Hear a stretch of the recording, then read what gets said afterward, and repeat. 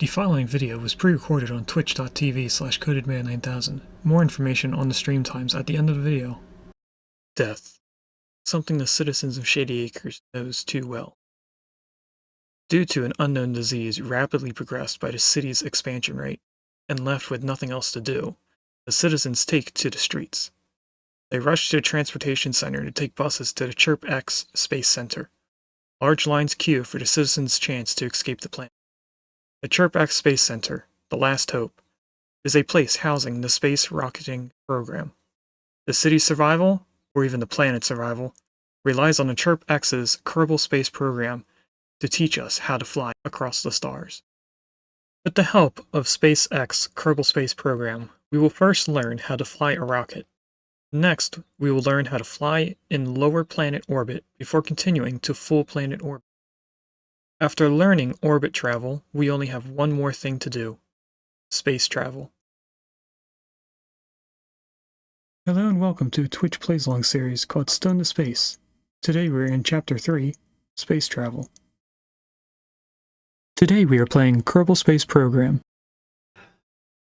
Thank you! Why didn't anyone tell me? I've been talking about those rockets this entire time and no one said anything. To go over, we have the, feels so stupid now. We were talking about a whole bunch of different things for like the past 15 minutes about this.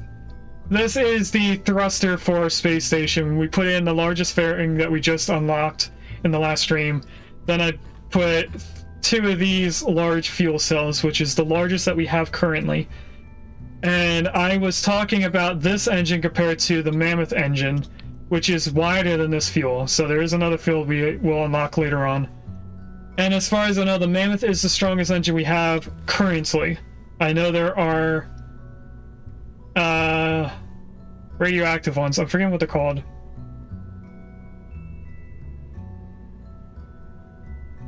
There's power plants. Nerve engines? Do I have the nerve? I don't think I have nerve. Oh, I do have nerve. The atomic rockets, that's what I'm thinking of. And it's not that much. Is that more? No, it's actually less than the Mammoth. But anyway, I was going over the numbers to see if we can actually just lift off with just one. And it seems like this is the bare minimum that we need.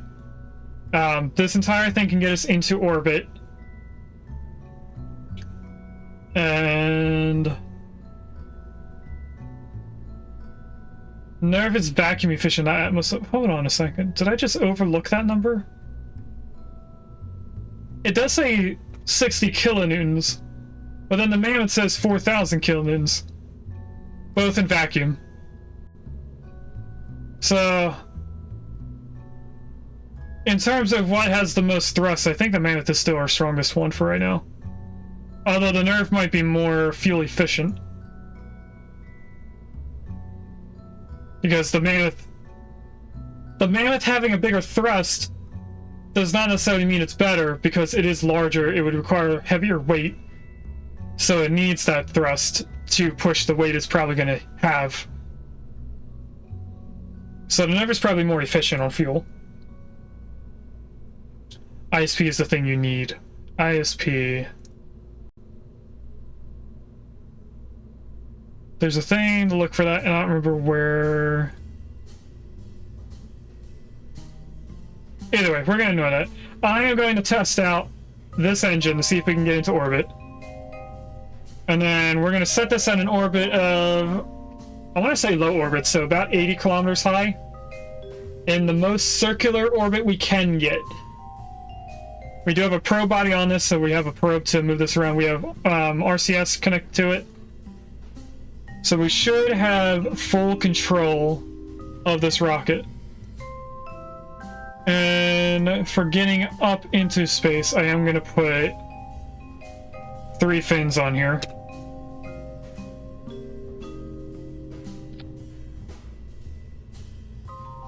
And I don't think I need anything else. This seems to be like a very bare bones rocket. So it's kind of like one of our first ever rockets we made. It's just a tube, pretty much. our rockets that were different since that first rocket are more detailed and strength required. But anyway, we are going to save this. Do we save it as a sub-assembly? No, we need to save the entire rocket as a sub-assembly without this in it. So what I'm going to do is... we are going to save this rocket as it's made currently. As its own part, or as its own vehicle. I am combining words. There we go. Space Station Thruster. Save that. And what I'm going to do inside here is get rid of everything there. And we're going to delete the fairing and save what it is right now as a sub-assembly, because our thruster is the second heaviest object for a space station aside from the fuel refueler, which is going to be its own separate thing. So everything else should connect into this and just be good enough to get into space. What I should probably do is test this before we make it a sub-assembly, because if we change it, that's going to require us to make another sub-assembly and there's extra steps. So I'm actually going to not save that and just reload.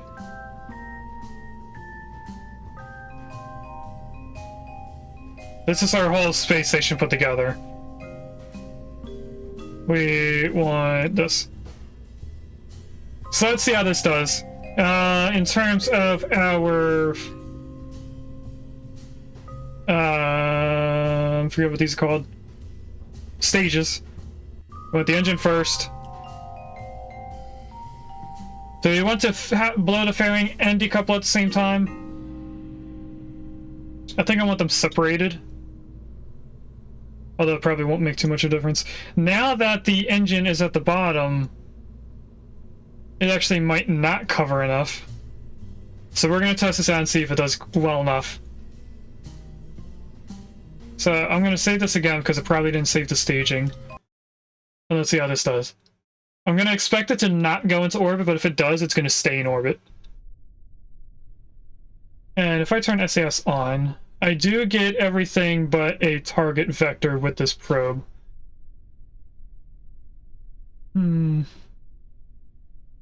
So we get prograde, retrograde, we get the normal, anti-normal, and then we get the radial out and radial in. So we get pretty much every axis of movement as a lock-on. We do not get maneuver lock-ons, and at the bottom here would be a target lock-on. So this is probably going to be harder to control with probes to try and get it into a space station.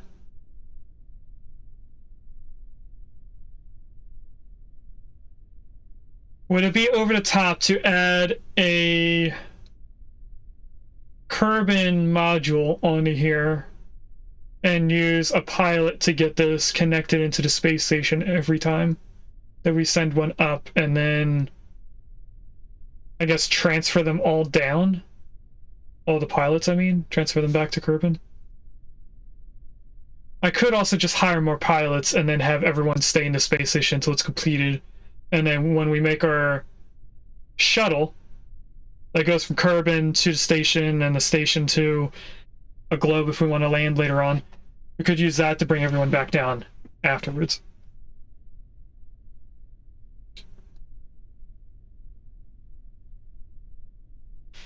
I don't know what would be better for me, because we don't really have the best probe, obviously, because we don't have everything unlocked. Like, I know the icons aren't there, but they would be there even if we can't use them. Just like these are red, we can't use them yet because we're not flying.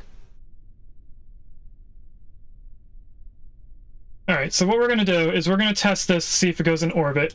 And even if it gets into orbit, we're not going to save. We're going to just reset to launch or to VAB and do the rest of the rest of the rocket pieces. So anyway, let's get this up there in the air.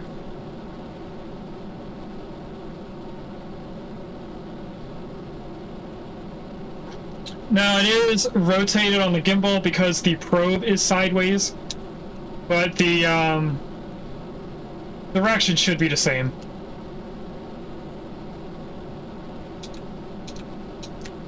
I am a little confused on why we're below the line, though. Oh, because I'm using the wrong button. Gotcha. Anyway, we don't get a pro grade, which I'm not too worried about. SAS turned off.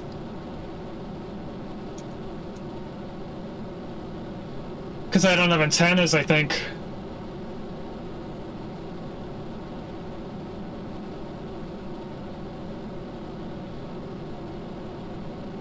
Yeah, that's another thing to keep in mind when we're doing probe bodies to get us up there.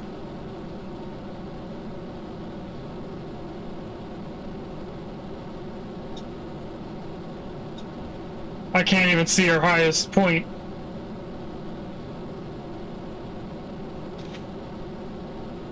Alright,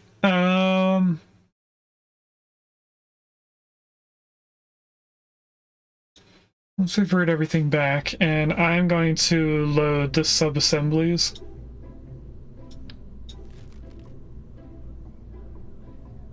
So if we look at this, this is just our electrical and our antennas. There's a probe somewhere. Over here at the bottom. You need to have antennas. I mean, it has antennas, so it doesn't really need to have anything else added to it. Let's actually load the space station. That would probably be the better thing to test everything out with.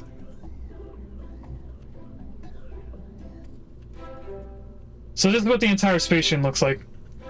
Do you have bigger remote units? Or bigger remote units? Sorry.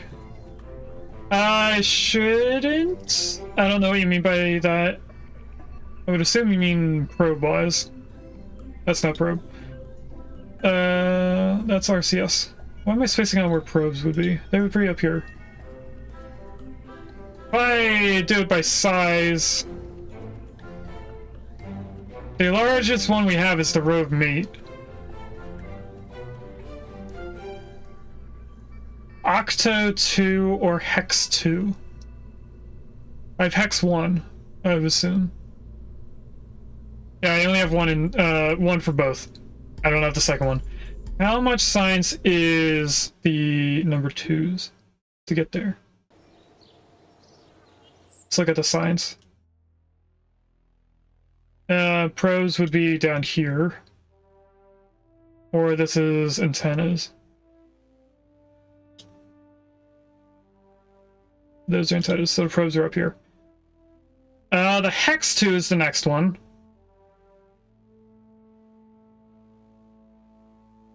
And I don't see Octo 2.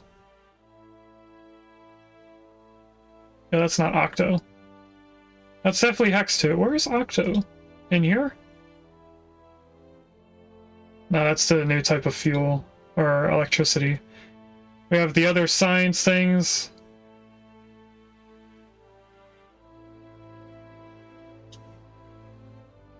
This is weird, I don't see the, Octo tool. Keep in mind this is vanilla. So if that's a DLC, not DLC, a mod or a DLC, I guess. I don't think I have it. And this is the part that we don't have, that we were creating one. Octo 2 might be some mod I had at some point. It seems like it's a mod. But we could try to get 550 science. We're about 200 science away. We could do another Mun landing, get some science from a different biome, just to get this probe, which would unlock the other vectors. But what I want to see is how difficult would it be for me to put a command module on each one of these. We could add a decoupler point on the side and add a small Mark 1 command pod to it. That would then crash land into Kerbin in a way. Or like I said, we could just keep it connected and have everyone get joined up in here on one of these two pieces.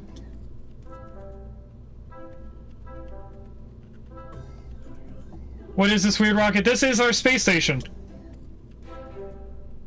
And we're trying to figure out how to bring all 5 pieces into space.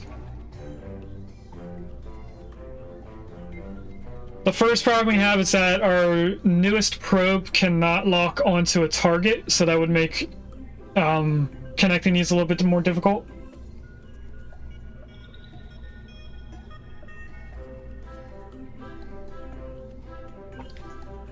No, this is not going to be launched as one piece. We have sub-assemblies for each one of these 5 pieces. I just loaded the full space station so I could see if I could add a command pod in a smart way. This is a command pod, so this middle piece is going to be easy to get up there. It's just the other 4 sides. The easiest 3 to just connect into are going to be these 3 because we can just add a pod to the bottom. The hardest one is going to be the thruster because we have the thruster at the bottom.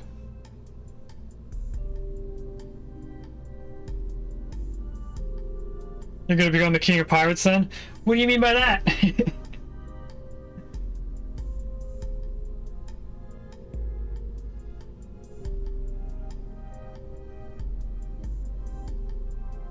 This last junction is going to be for a space shuttle. That's why that's empty right now. I can very easily just go like this, at least on this one. Maybe not. Why isn't it? Do I have to rotate it first? Is that what's going on? I have to rotate it first. So that's easy peasy, it's done. This piece could be going up the way that it is and then controlled. Then we could transfer this person into here or into here because they're both storage places for people.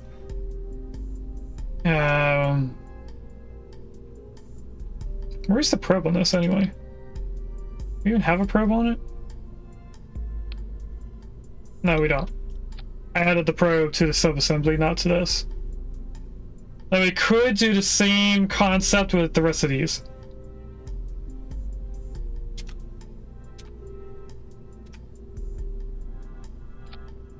It's gonna look weird. We only need 1 person per thing. Then again, the hardest one is going to be this, because I kind of want it on the bottom of the engine. Or the bottom of the thruster. We could obviously detach them.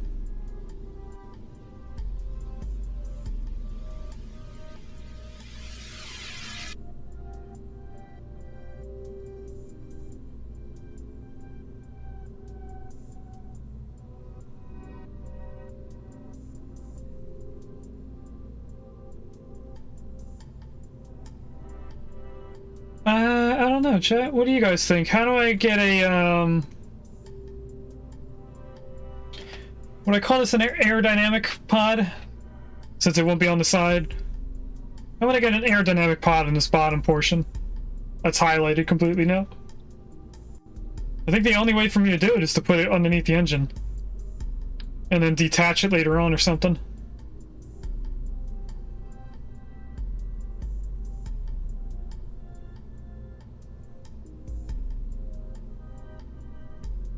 Because our current probe is on the side because it's small.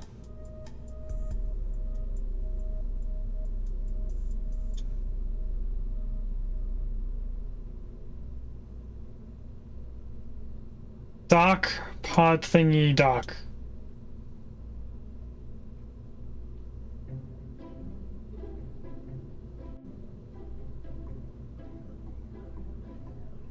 Dock? These are 2 docks, so you're saying to put a pod between the 2 of them?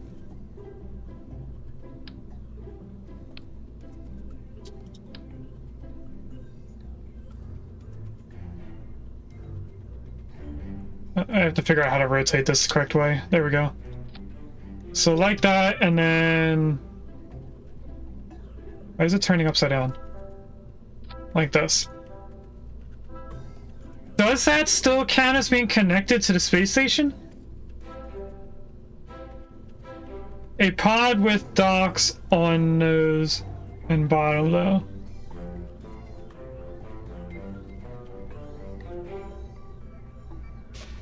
I think I'm getting what you're saying.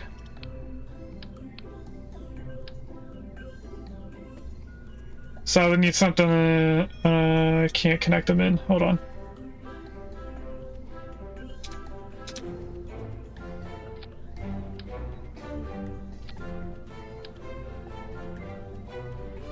Don't need that whole thing again. Take that off. Grab this.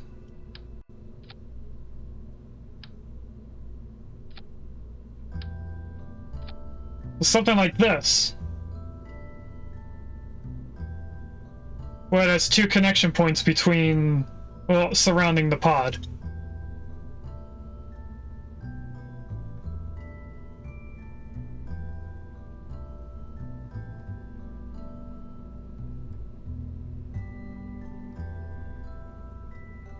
You only need 1 dock, probably, if you don't want that pod. If you don't want the pod on there. Okay. But basically, it's a middle point that you can just detach at some point.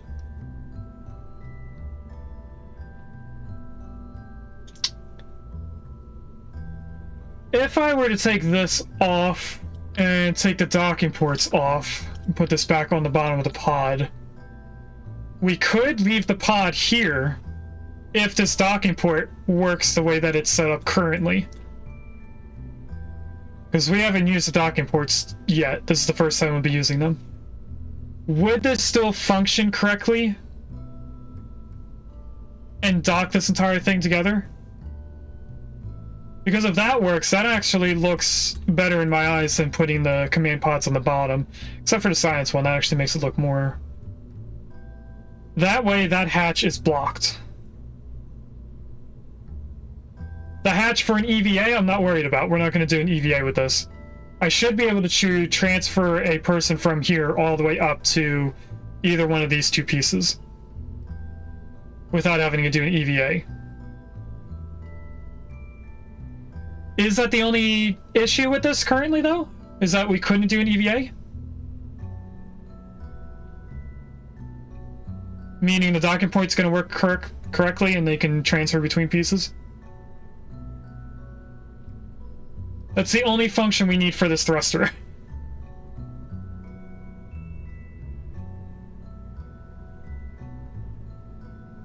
Yes, awesome. I think that's what we're gonna do. So if that's gonna work, then it should work for the rest of the stuff, and I could probably make everything look a little bit better.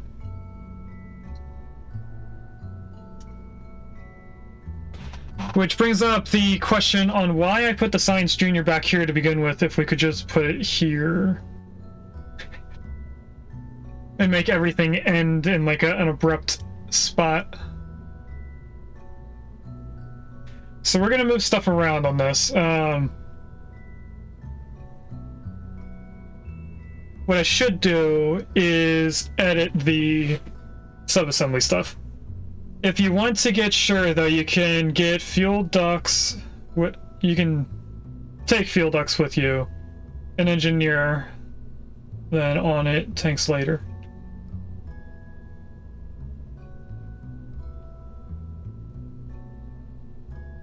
I don't know what you mean by fuel ducts, because we're not moving around fuel.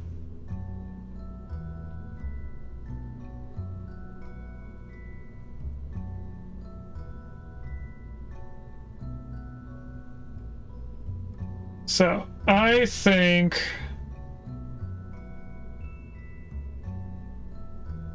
we should connect all the subassemblies together and then make a Mark II space station. So this is going to go in the trash for a moment. And we are going to load every one of our subassemblies.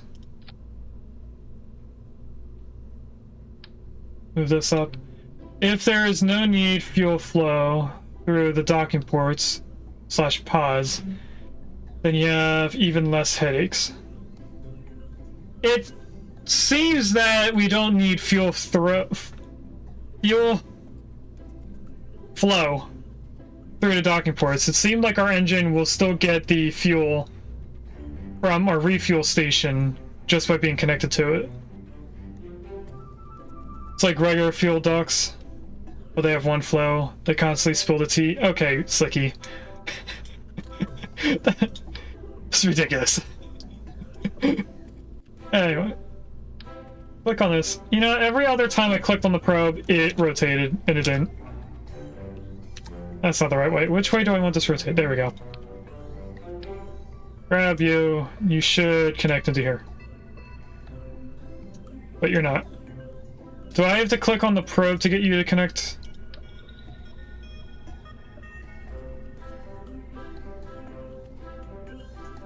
DuckTales?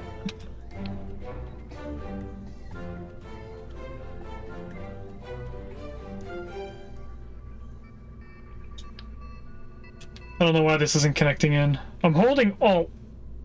And even when I don't hold Alt, it doesn't do it. It's the rotation of the probe is messing stuff up. If I keep it like this, can I connect it into something? I don't know what's going on.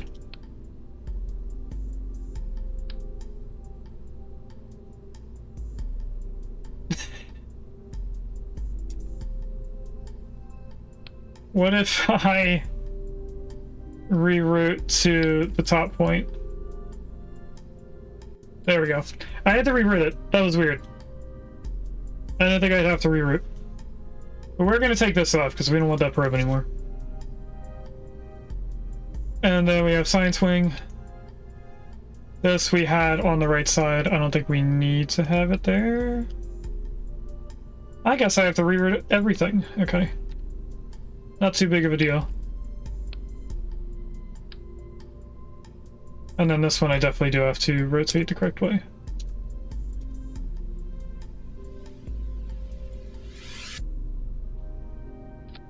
There we go. Where is the probe on this one? At the bottom. And next is electrical. This goes on the left. Reroute.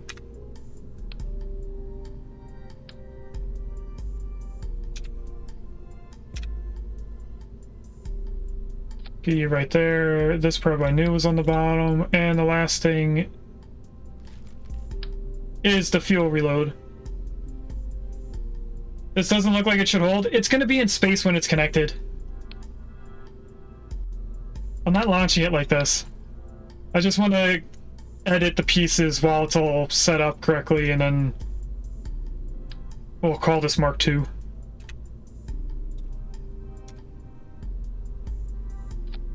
You go there, this comes off. Okay, from here we just add command pods to each piece.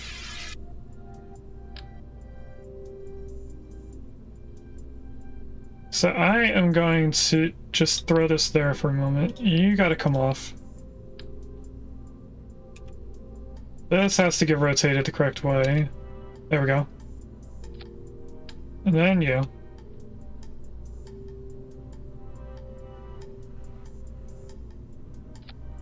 But what I want again is, well, this to be rotated like that. I remember why I put the Science Junior bottom, because this has the goo. Everything I have to reset is down here. Okay, that makes this a lot easier for me to figure out which way I need to flip this around. If I just close that, take this off, throw this away, we don't want that anymore. I'm gonna grab from the Science Junior and rotate this. I have to figure out which way is the correct direction. That way. Oh, we're getting there. There we go. The only issue is I want the Science Junior facing a different way.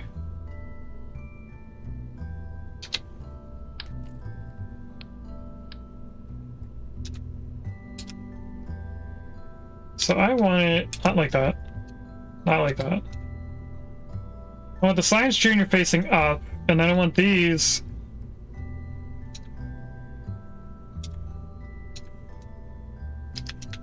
like that. So that all the ladders are facing this way.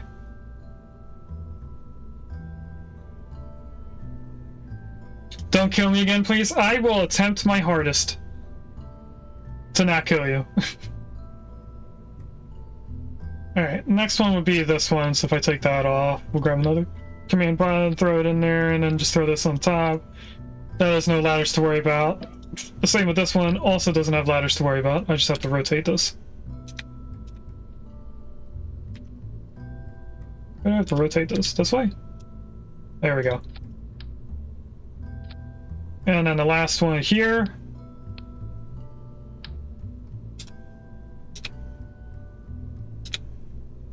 I do want this spun around so that the so that all the doors are up top, even if it's not a functional thing that we need.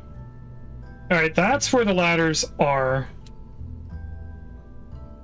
Which ladders do I like the most out of a look?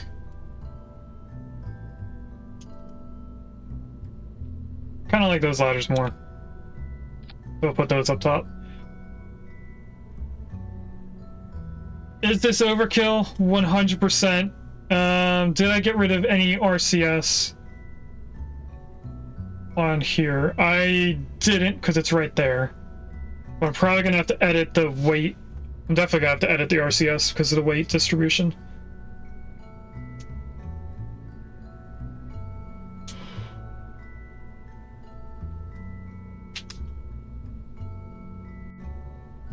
And if I take this off one more time, looking at a velocity, it does go down. So I'm guessing that our fuel does go from this into our thruster correctly.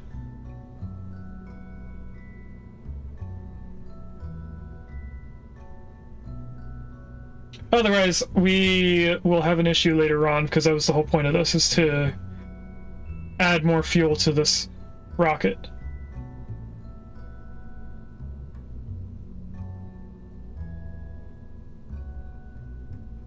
But anyway, this should be fine.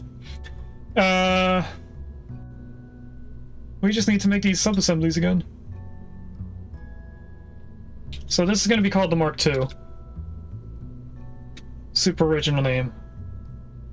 Save that. I want to take this off. And there's an ad, so I will be back in just a little bit. Chat! Nobody told me I was muted since our last ad. So I've been talking this whole time. I need a way to not have to mute. And I think the easiest way for me to do that is to go into our Be Right Back scene later on and just remove the microphone from it. Because I've been muting when we go into the Be Right Back scene. And then forgetting to unmute. So in case you were lurking and did not know that I was actually editing things, we reset up the sub-assemblies for all the different pieces, and we added the weight into the description. We also had issues with this pod. When I first put the sub-assembly onto this rocket, it did not allow a pilot, so I went to try and fly it, and it said, you can't do that. So I had to save the rocket, and then reload the rocket, and magically Jebediah is able to go in it, even though nothing was changed in it. I don't know if that's a Kerbal Space Program thing, that you sometimes have to reload a rocket in order for it to log that it has a pilot space. But I have that quite frequently when it's doing with sub-assemblies. And then I also just pointed out that we have the target vectors and the maneuver vector here compared to the last piece of space station that had the probe. So we definitely did not have the best probe. And now we are just doing an orbit test to see if this rocket could take the heaviest piece that it's going to hold into orbit at about an 80-kilometer circular orbit. We're not going to try to get the perfect circular orbit, but we're going to try to get one at least. And then we're going to reload and do the rest of the... We're going to save this as a sub-assembly, just rocket. And then we're going to put the other pieces of the space station, aside from the fuel, onto this same rocket, because they're all lighter than this. And then we'll have to make a new rocket for the fuel piece itself. Anyway, let's continue this rocket. We are now at the point where we're fast enough to start tilting. So we're going to start tilting as soon as I unpause.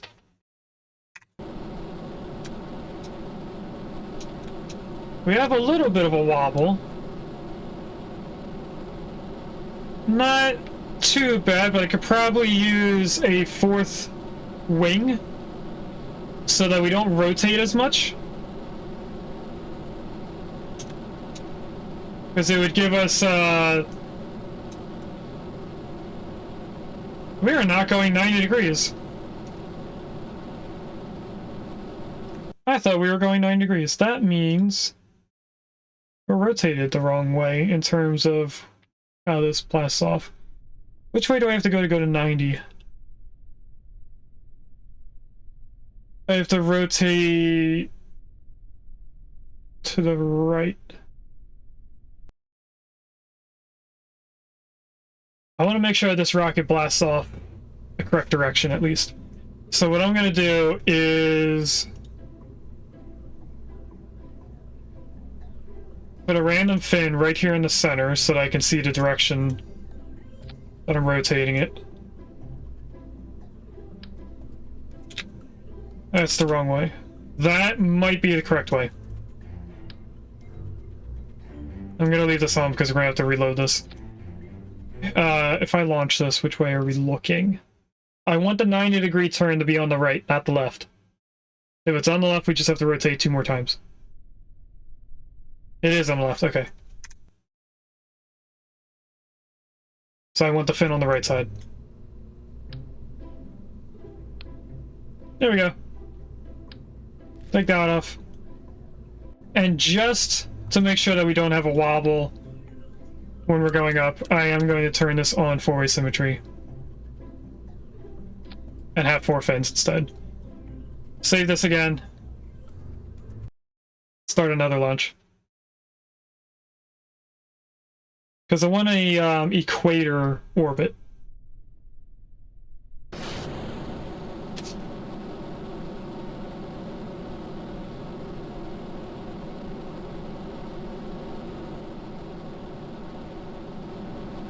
Alright, and then all we have to do is see how we do. So going fast enough, we're no longer rotating prematurely, so this is definitely helping with the extra wing on here. Okay, right about here I should be able to lock on prograde and it will just take us over fast enough. Or I guess in this turn it would be slow enough. We're a little bit faster in our turn compared to where I want to be. So we're going to be taking off our prograde lock when we get to this 90-degree point. Because I'm a little lower than where I want to be to get there. We're probably going to be a kilometer off. And we're actually less than 1,000. We're about 500 kilometers off. Not 500 kilometers. 500 meters. But anyway, we're going to stay on this vector. I should probably be looking at our maneuver so I can see our highest point as it climbs up.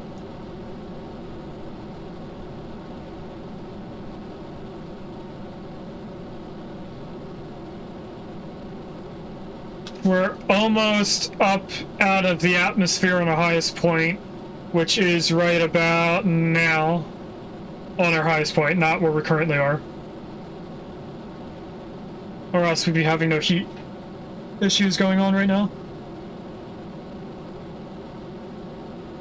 We are now at 60 kilometers on our highest point, and we're starting to climb up a lot faster now.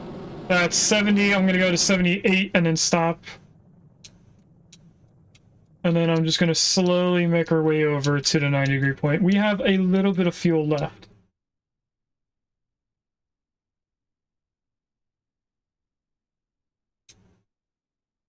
And that is not vacuum velocity yet, as far as I know. I think it changes when we get to 70 kilometers, or it changed already when we get this orbit icon instead of it being off of surface. I'm not sure.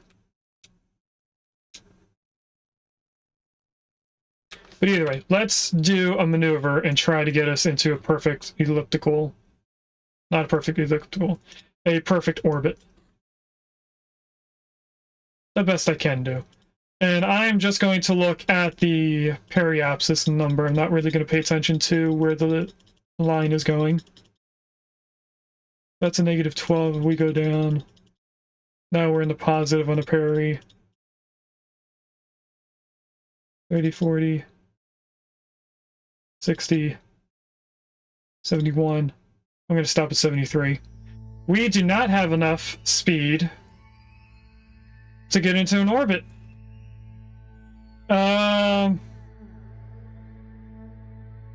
This does say the stage, so maybe staging will help us doing this beforehand. If I lock on the maneuver and I stage the fairing, didn't really save us anything. It did a little bit, so I think I need to add at least maybe one more fuel cell just to give us a little bit of extra fuel. It is going to weigh us down, so we're probably going to be doing a worse orbit. Because we might be at that cusp where adding more fuel weighs us down enough that it doesn't really change it, and we would actually need boosters to help us up.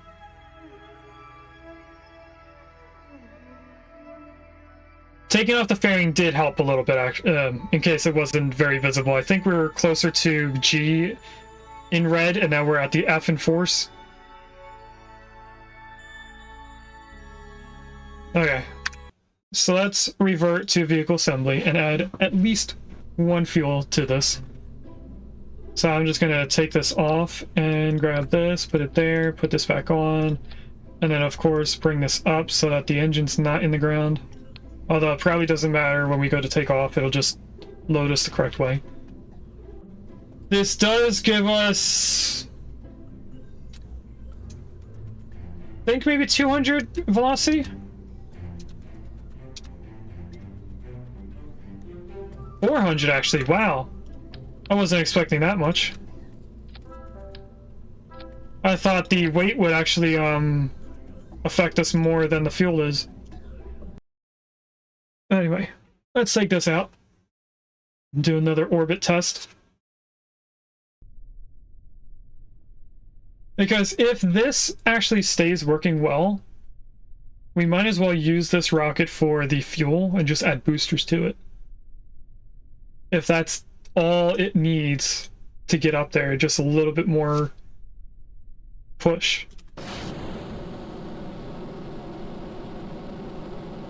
I probably should also be focusing on thrust to weight before we take off. We might not have had enough.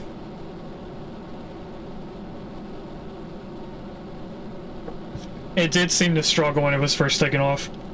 So I think we're close to being under 1 thrust to weight ratio.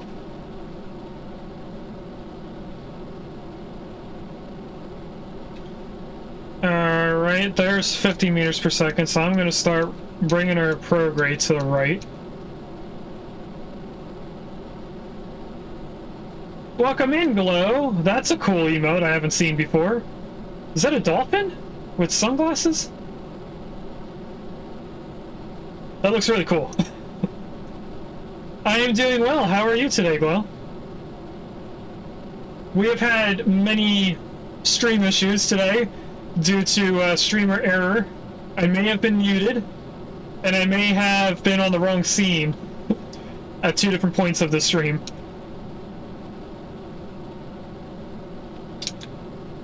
So right now we're doing a test flight of bringing one of our space station pieces into orbit. Can I explain my whole cat situation? If you want the whole detail or just the kitten details?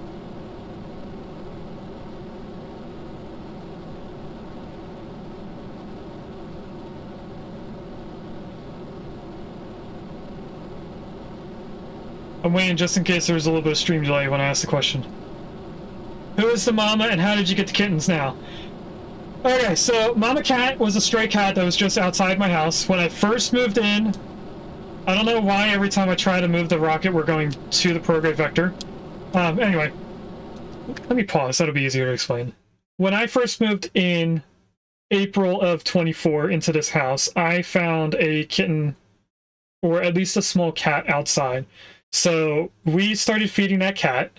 That turned out to be the mama cat.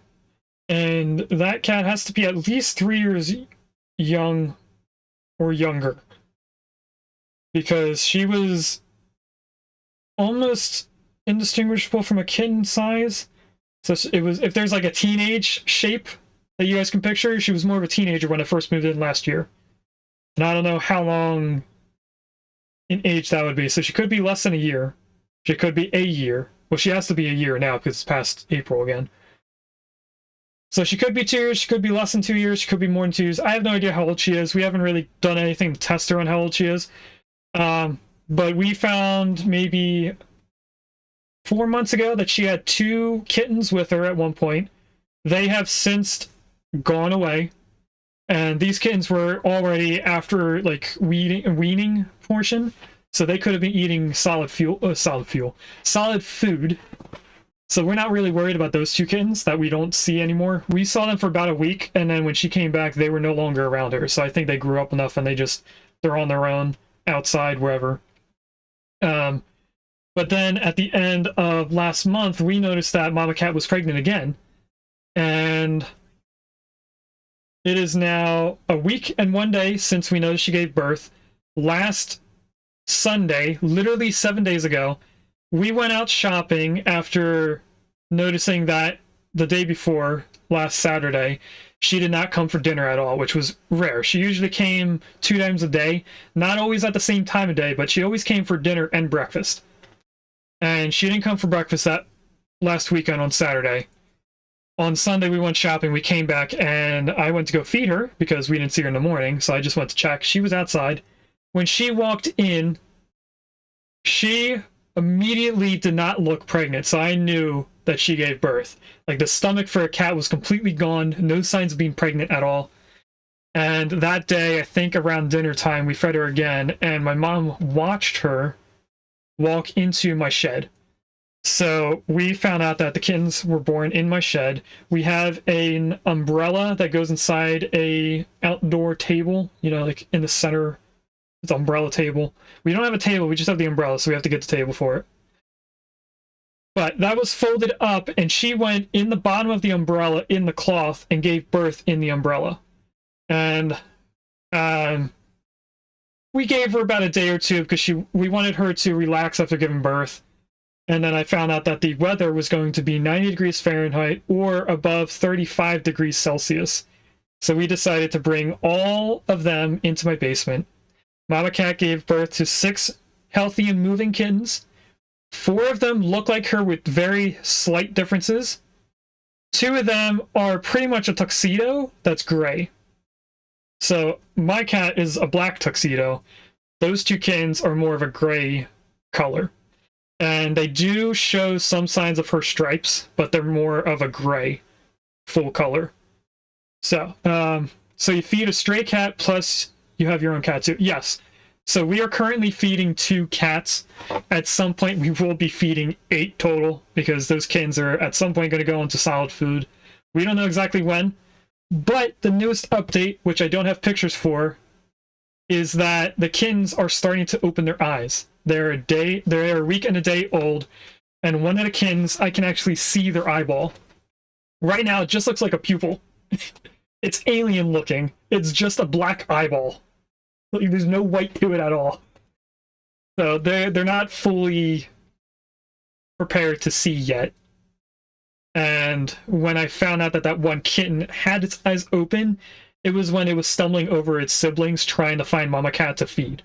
Because Mama Cat had laid down on the other side of the other kittens, and it just got up and started moving around to try and find her. And it looked at me. I don't know if it can see, so I don't know if it actually seen me or if it just looked in my direction. But that's how I found out. And obviously I wasn't going to take a picture when they're trying to find food because they move around too much. Did you name the strat Mama, or is her name just Mama? We have been calling her Mama, which is kind of her unofficial name at this point. She reacts to that word. So it's probably going to end up being her name. Or at least some sort of nickname. We might, unlike official documentation, we might name her something, but then call her Mama anyway. Because I know there's some people that give cats like long names and then give them a smaller nickname, and that's what the name that they actually focus on is the nickname. Tori knows her name but doesn't respond to it. She occasionally does. I think you really should spay Mama if you can afford it. That kind of tact is too high to be healthy. That's true. We are going to be spaying and well, I should say neutering, because that's non-gender based, so it's both. Anyway, we're going to be neutering all 7 of those cats, so the mama cat and all 6 of the kittens, when they are big enough. Right now, we think, without any actual veterinarian what is the word? Advice. Without veterinary advice, we are waiting until they're done weaning, because I don't know if that's going to change how the mama cat produces milk and stuff. So, once she's done feeding them, we will get all of them neutered. I think we actually have to wait until the kittens go into heat for the first time before you can neuter them. I don't know if that was true. We waited until Tori was going through it.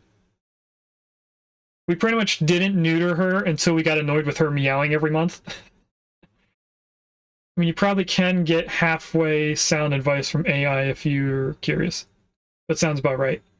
Yeah, I would assume that if you spay a cat while it's feeding, it stops producing milk because it doesn't have the chemical balance of once being in heat.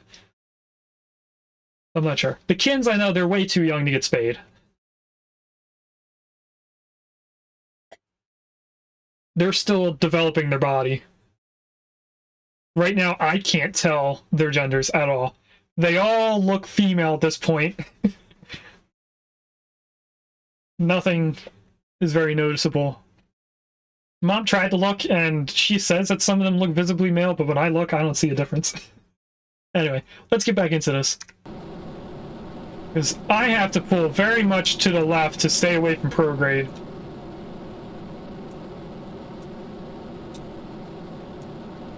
And I'm trying to save fuel by staying at this 90-degree point here, which is technically 45 degrees from the surface. It is still pulling me towards prograde, so I am very slightly tapping the left button. And as soon as I get up to about 78 kilometers, I will read Glow's next message. I do see it about AI, but I broke off the fairing because I pressed the wrong button, but that doesn't matter. I'm going to get as close to horizontal because I know that's where the maneuver is going to be. And this is okay. We'll have a slightly higher orbit than the last time. We pretty much don't have more fuel than last time. We have about the same amount of fuel.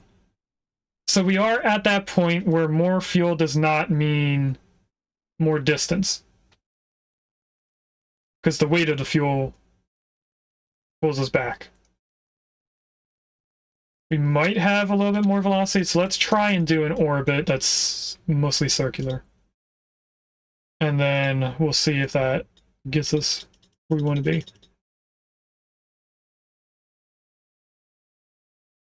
It immediately says I don't have enough fuel. Okay, and we're pretty much back to the G in G-force, so that adding another piece of fuel 100% did not get us into an orbit.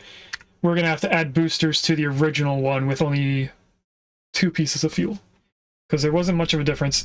We do get 400 extra velocity with having this third fuel, but if we're adding boosters, we don't need all this fuel for this mid-stage.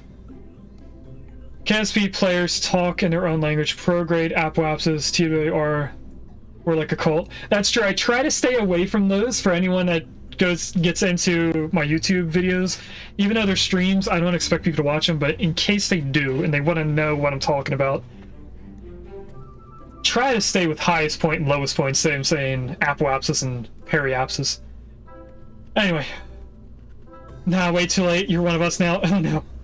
Let me read your AI message. Most veterinarians recommend waiting until the kittens are weaned, usually 4 to 8 weeks of age, before spaying, both for the mother's safety and to avoid interrupting milk production. So we were right in assuming that it would interrupt the milk. Okay, so what's 3 weeks from today?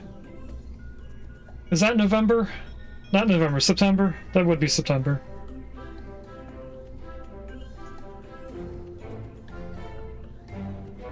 One, 2, 3, 4. That would be the week before my second pay of the school year.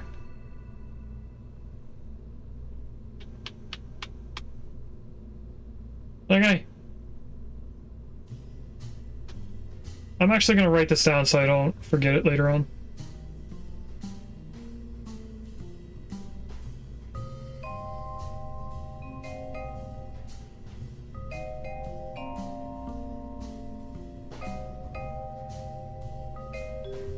Save that on my calendar so I'll get a notification when it's a day before. Welcome in, Cloud Cover. More boosters. It does not interrupt the milk production completely, but can decrease it. Well, we definitely don't want to decrease it because she has 6 healthy kittens compared to the last time when she only had 2. The answer to everything KSP related. We are going to add boosters, but we're going to take off the mid-oil fuel of this. Because having a another stage of boosters is going to do more than having multiple things of fuel. From my own understanding of this. Now, what I want to do is have the boosters where these fins are. So I'm going to put the boosters on, then we're going to move the fins. What is this? Oh, that's the thing for the plane. We'll be using that at some point. Back on the boosters, what is our biggest booster? This guy.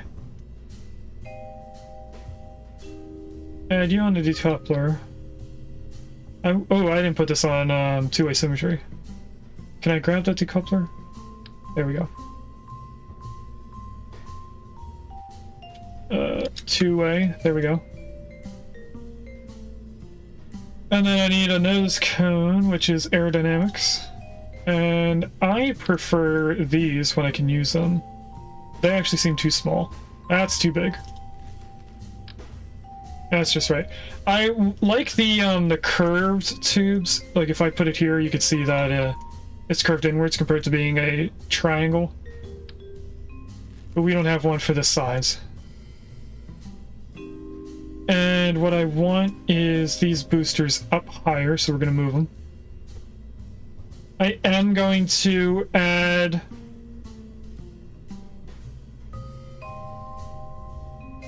struts on the top. I was forgetting the word. I want them somewhat equal to the bottom thruster, but it doesn't have to be the exact spot.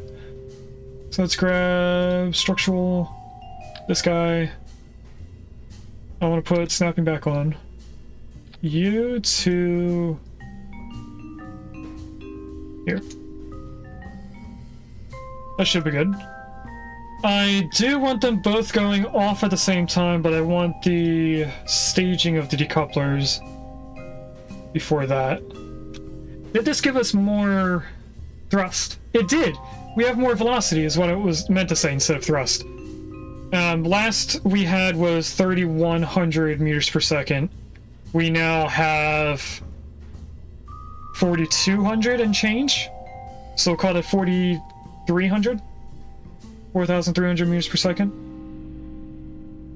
So let's save this. We're not going to make a Mark II. Ah, we forgot to move the fins. Good thing I was looking for stuff that we forgot. Move you to here. Four-way symmetry for best control. Okay, now we save. Now we start.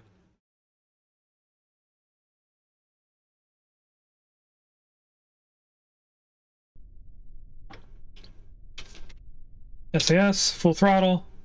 What is solid fuel? They are solid fuel. Okay. I have to keep that in mind for later on. We are using the fuel pretty much at the same speed. Maybe I should have the middle fuel on a different stage.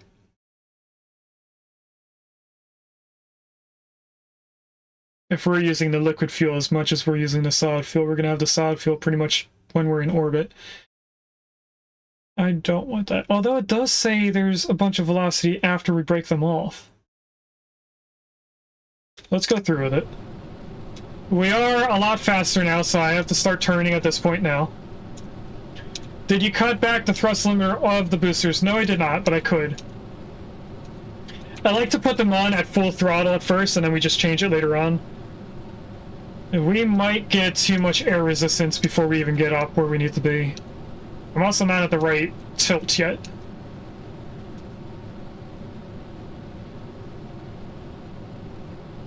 So I'm very hard pulling us to the right to try and get a prograde vector to where I want it to be at least.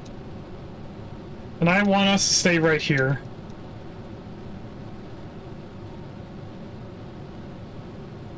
Oh, that's another thing. I'm not going to be able to turn off the fuel.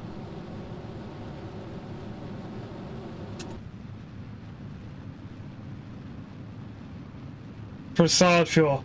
So what I'm going to do as our first test with the solid fuel is just put them on a different stage than the liquid fuel to see if we can just burn through them completely before we get up to the highest point of our orbit. And then if that also gets us too far on just the solid fuel boosters, we'll lower their limit and put it back to how it is right now. But you can cut the liquid too. Yeah, I was talking about the boosters when you were talking about did I cut back the thrust limit on them. I also have it on number. We didn't change anything on here. First thing I'm trying is that. It's the only change we're doing right now. I'm not going to save it just in case it doesn't work out. We'll just have to remember to put it back that way if it does work out.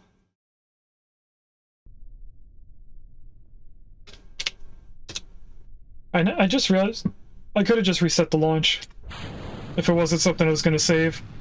But anyway, we're going to try it. We get a lot more fuel at the end than right now. We pretty much just reversed it. That's fine. They are wobbling a little bit at the bottom. I might want to change that. Because it kind of looks like they're not connected to the decouplers. Alright, right about now we can lock on prograde this entire time until we get up to where we want to be.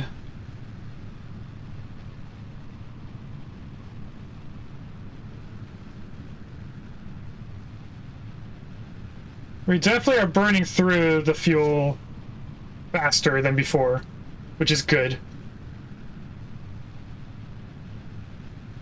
And the higher up we go, we're actually gaining more velocity later on as these go down. Which I guess makes sense, because we're going to burn off the extra fuel here. Now, something I didn't pay attention to is where are these going to break off to?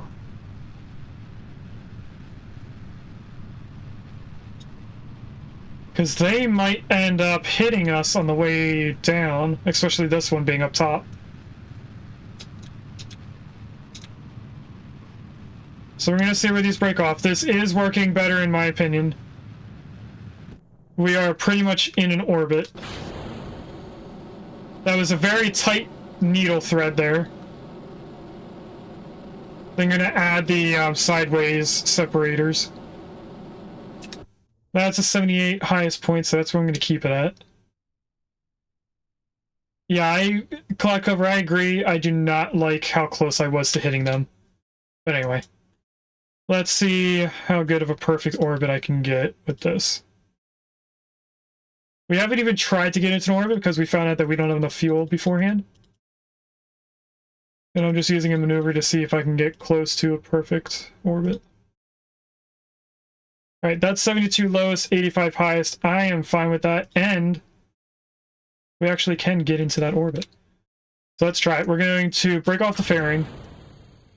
Turn on RCS to get us over to that maneuver node.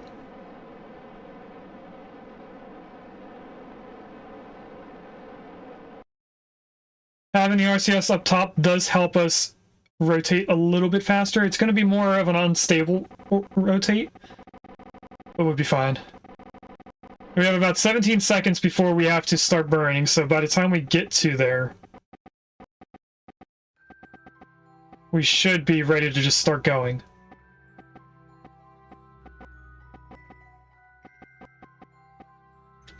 Alright, I am going to start now and just turn up RCS, because the thrusters being on rotate the craft faster than that.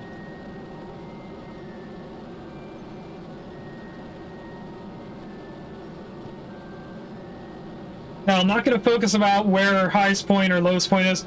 I just want to make sure that our lowest point goes above 70 kilometers. By highest point and lowest point, I meant in the other map view.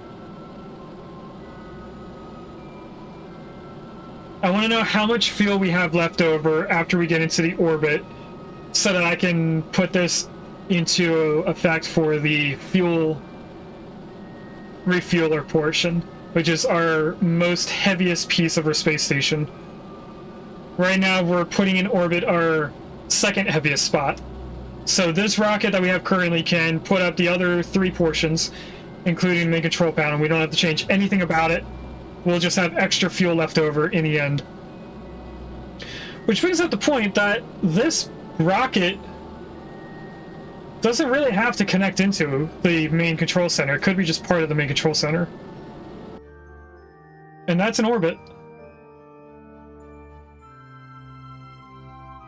So do we just connect this thruster into the main rocket?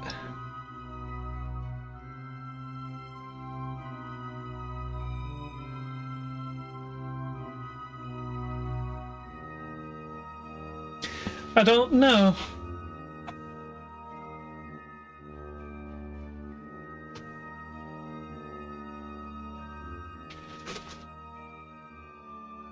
I also don't know how to knock this booster out of orbit. I guess I could put the sideways boosters pushing it back into orbit in a way, just to get it out of this highest point. If we stay near 70, it should just crash land back at some point.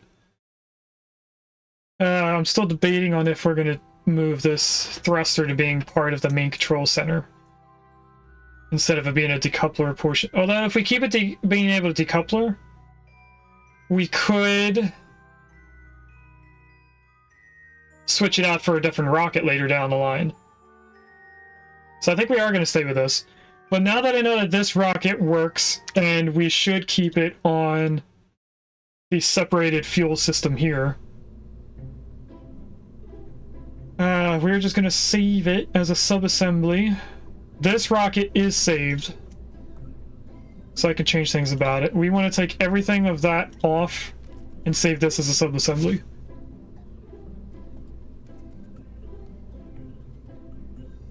If I go into subassemblies, I want to reroute to this decoupler. Don't know why it's rotated. That's not the right way. That might be the right way, or it's the opposite direction. I don't know which way it's facing, but alright. Put this in here.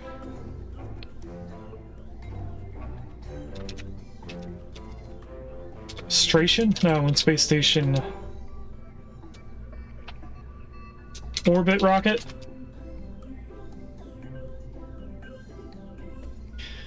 And it can right now take up, we'll say 26 tons to round up the space station thruster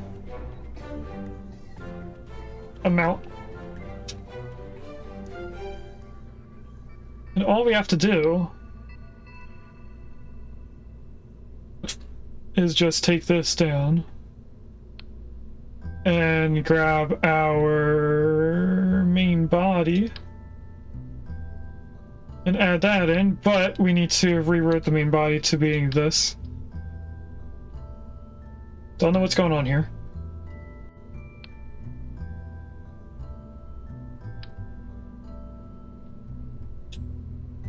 There we go. That was weird. Anyway, now we can click on this. Build fairing.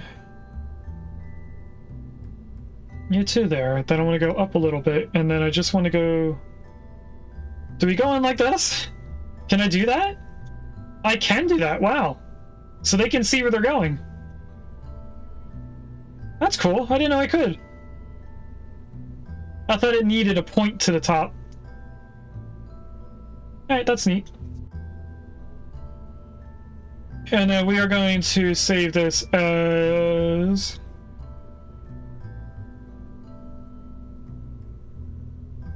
main station. Save. I did not save the thruster launcher being the correct staging, but we should be fine. Do we have any pilot? We do not, so we have to reload this in order for us to have a pilot. So what I'm going to do first, I'm going to edit this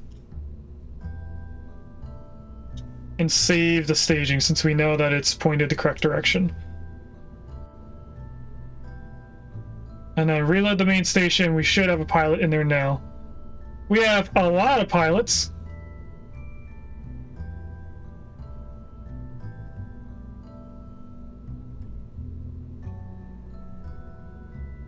Koopa module, that's where I want Jebediah. And there's our automated messages, which take up quite a lot of space. I might change their timings. Also, the YouTube channel is now updated to episode 34 of Chapter 2, which is the second Hitman stream that we did.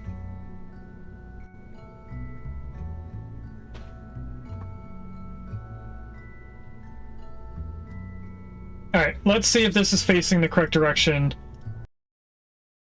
Let me take off with it.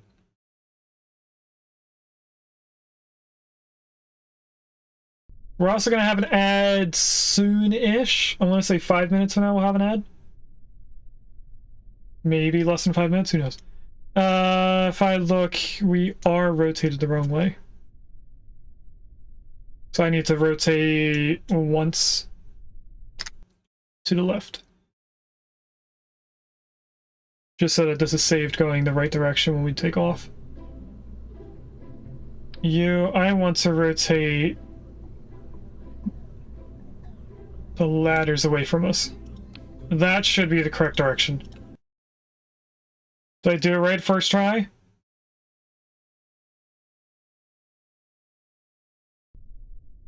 Is 90 degree on the right?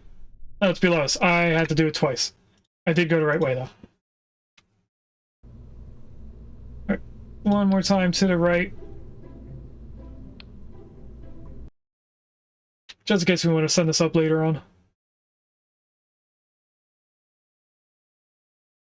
Alright, let's get this up there. We'll have more fuel at the end because this is a lighter machine now. Let's go.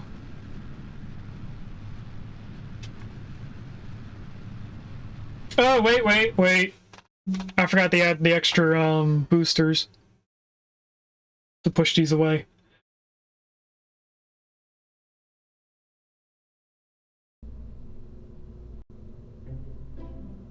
So we're gonna edit this without that on.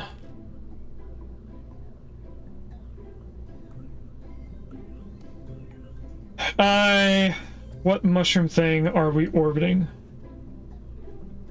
What do you mean by mushroom? We're gonna orbit around Kerbin and do some science out in orbit. And then we're gonna go off into Minmus and other things. We're gonna have a space plane that's gonna also act as our landing. Oh, the fairing? That was just to get around the space station connection points. So I want to be in here. We want size, and I want these. And all I need this to do is be not rotated the wrong way. That way, and two-way symmetry. And then again over here, but rotated this way. Then I also want to do the same thing at the bottom, just because I think they get too close to us. So this is to push it away. Now, another thing I did notice is that we wobble a little bit at the bottom, so I'm going to actually put some probably not needed struts down here, just as a safety measure.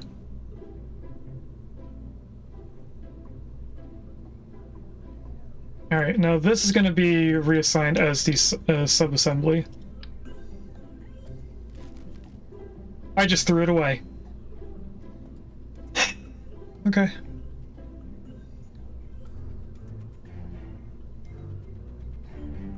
Why did everything change? Oh, it's by size.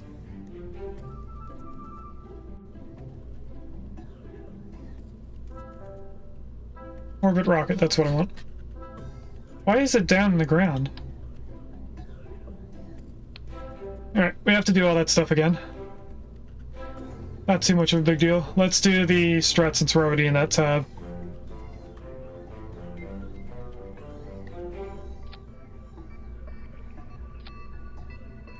And then we'll do the boosters.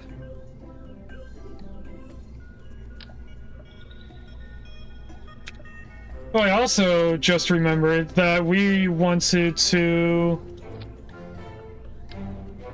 put some of these things on the main thruster so that it can be pushed out of orbit.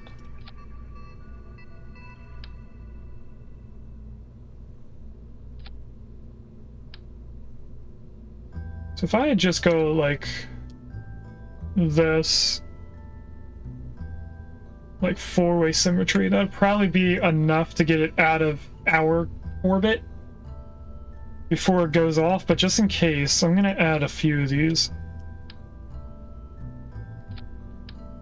Just to make sure that it doesn't stay with us when we break off the main module. Alright, now let's put this on the correct spot here.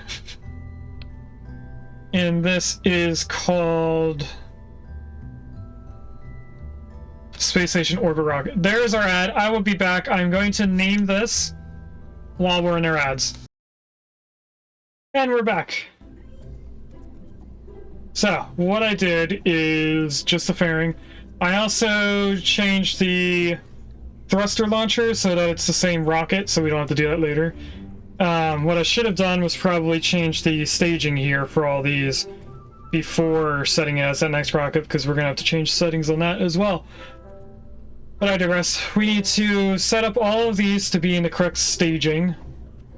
And obviously right now it is not right. So I need to know where this lone rocket is. There it is. Why do we not have anything? Oh, this doesn't have a thruster. I gotcha.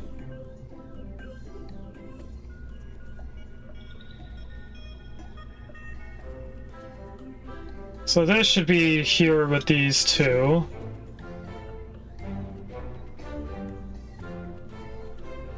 Which should also have all of the thrusters for those. So you should be up here. And you should be up here. That's that one. When we're done with this engine, we want all of these to go off with the fairing. Or no, I think I want the fairing on its own thing, and then decouple engines. Why are they on that one?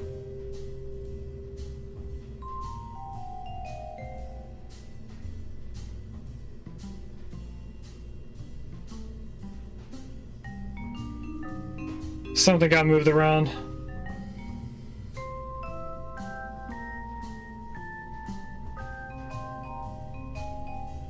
That's the thrusters. Shouldn't there be two more here? There should be, I just didn't add them. Okay. Let's see what's going on now.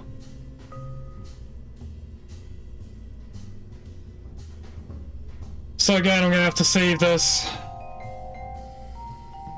after I edit it again. Luckily, they're in the correct spot now. Okay, this should be correct. I saved that. We are going to put this in orbit. Where do I put my cup? Oh, it's behind me. Can I make a suggestion? You can. I'm doing things that I know aren't what I should be doing. Just for fun.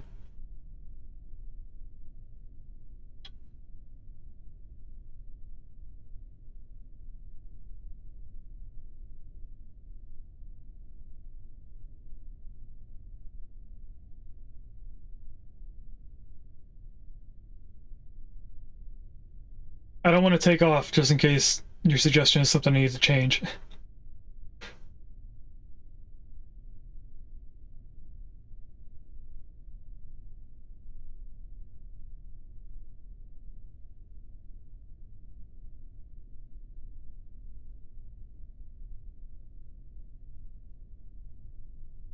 Alright, I'm gonna take off. Put something payload-like behind the fairing, then you can deorbit that bottom stage. That's true, we could have put a probe. That would have been easier. That's the wrong way. Hold on, we have this rocket backwards. I want to see if these boosters can do it just for the heck of it. No reason other than that. So, although it doesn't look any different, that should be facing the right direction now.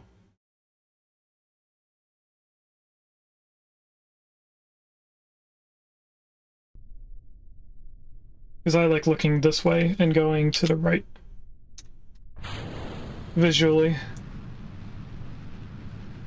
These aren't wobbling anymore, so the extra decouplers, not the extra decouplers, the extra struts at the bottom are working. Just make sure to put batteries with it. Ask me how I know. As long as the boosters are throttling, it shouldn't need batteries. But I probably should add batteries just in case. Alright, we go up pretty fast with these boosters.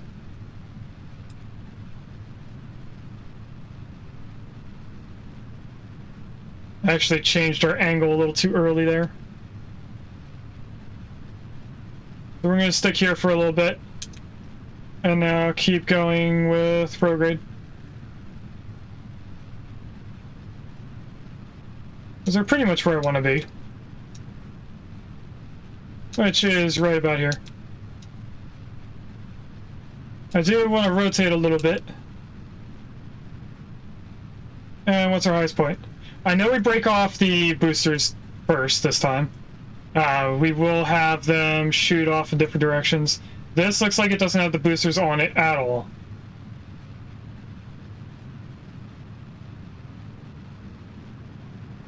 Did I not put that on two-way symmetry or something? I might not have did something right there. I definitely didn't. I missed them.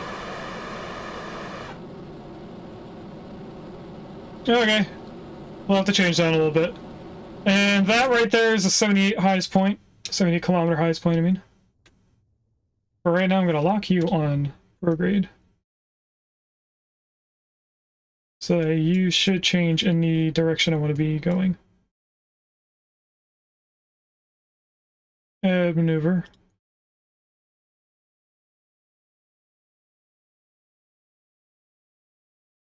That's 54, so I'm going to turn this down to get closer. Our highest point is now at 81, our lowest point is now at 72, not 82. So we have about a kilometer difference, 10 kilometer difference there. Alright, let's lock on the maneuver, which is past prograde. Hopefully we make it to the maneuver in time. Maneuver node. Actually, what I could be doing right now is breaking off the fairing. Turning RCS on to make sure that we get over to that maneuver portion fast enough.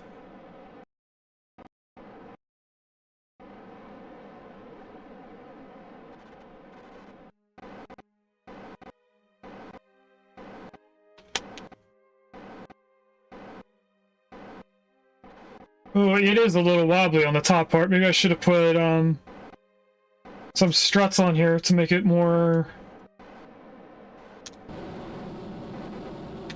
stable. I think this is what the YouTuber that I was watching make something similar to this was talking about as a Kraken effect. So that things kind of wobble the longer they get. It seems to have stabled out now.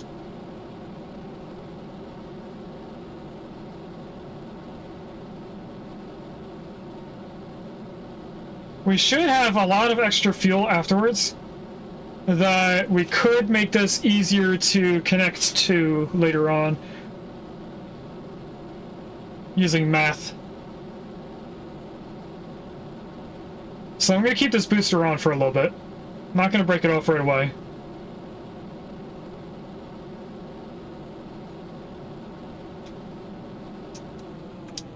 I'm going to turn down a thruster because I just want to get this to 72 and then stop it right there. That's that maneuver. What is our period? Period is 31 minutes 10 seconds. Hey,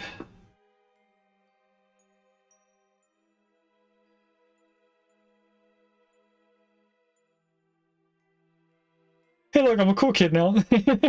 You're always cool, Oz. You're not one of those weird people like Willow. I think what we'll do for connecting in our other pieces is make them period around 40 minutes. And we'll set this at a 30-minute orbit so that we can get close to it over time. The thing I have to worry about is our decoupler, which I don't think I can edit now.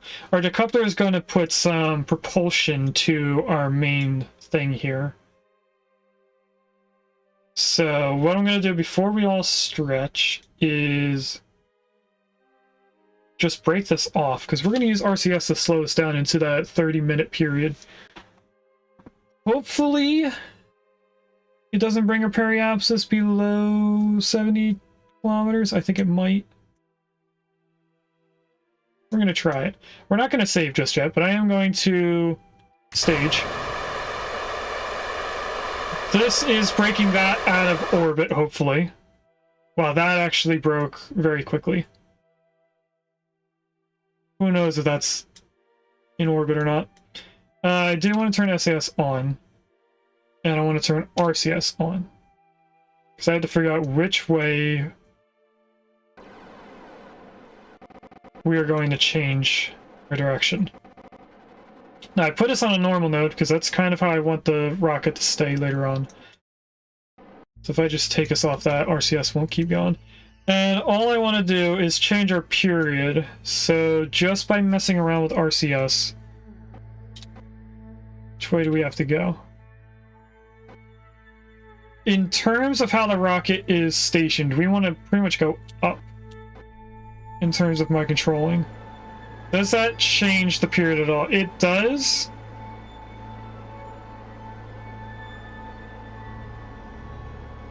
Is it efficient? I don't think so. Should probably also look at this, because we are using electrical charge to do this.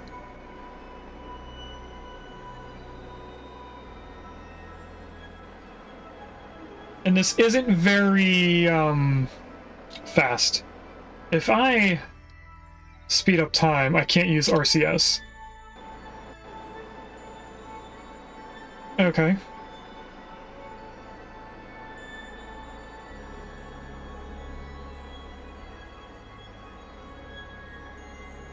This is going to take forever.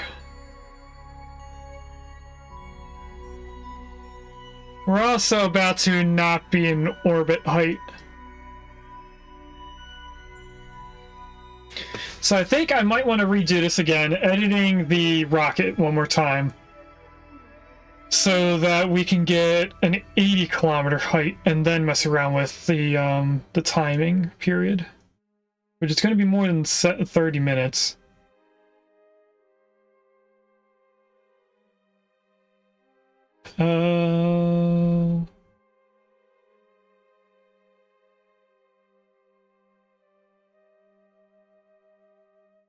If I go to Apple Abscess and do retrograde, that'll bring down our lowest point. If I do prograde, it'll bring up our highest point. That'll also change our period. Maybe I want to go for a satellite orbit. We take a look out here. Maybe I want this kind of orbit, which is 12 hours. I don't think I want an orbit that large, though.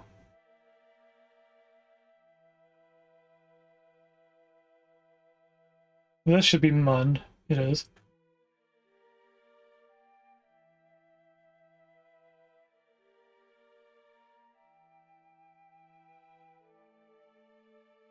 I'm just debating on how we're going to do this space station. I think I want to go for 80 kilometers high.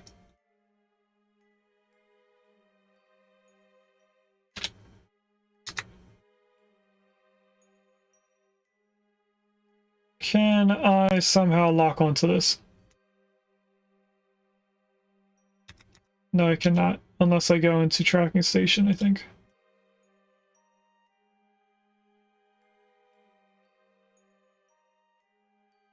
If I go into tracking station, we're gonna lock this being in orbit because I won't be able to jump back.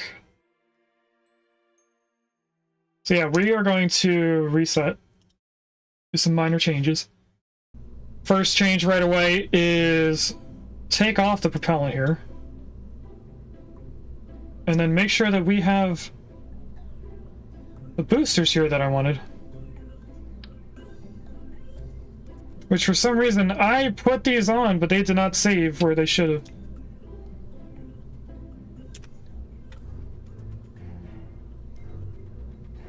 Are these facing the right way now? They are not. Why didn't it pick up like that? Is this one facing the wrong way?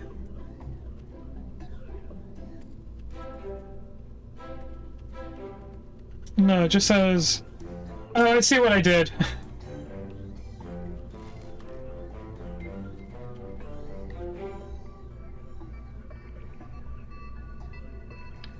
The other thruster's right here.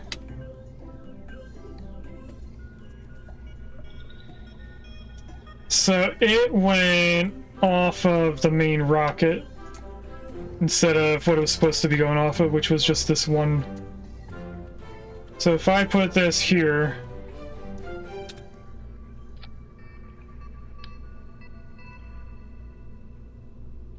that should be right. And then I grab one of these, bring it up here. Why did it rotate? Is there anything else we wanted to change? I don't know if this goes out of orbit at all. What we could do is exactly what Glow said. In F4 will highlight the ships so you can see them better. I do know that. I just didn't. I could see where this was. Just going to switch to it. We could add a probe right underneath this decoupler so that we could move this around and break it out of orbit. I think we will actually do that. What's the largest?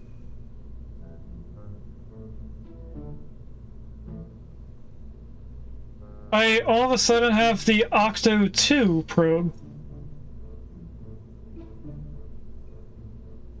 Oh, it's smaller, that's why. Earlier when I said I didn't have the Octo 2, I had it organized by size, not realizing that it was smaller than the one. So they actually do have the better probe. I just didn't know. So I'm going to put this right underneath the fairing. Or the decoupler on top of the fairing.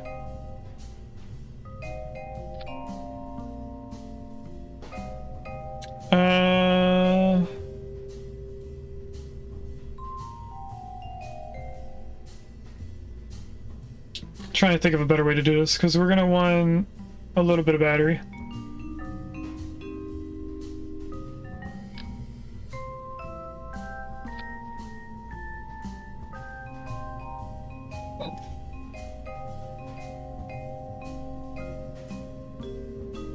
No, I guess just put this back on.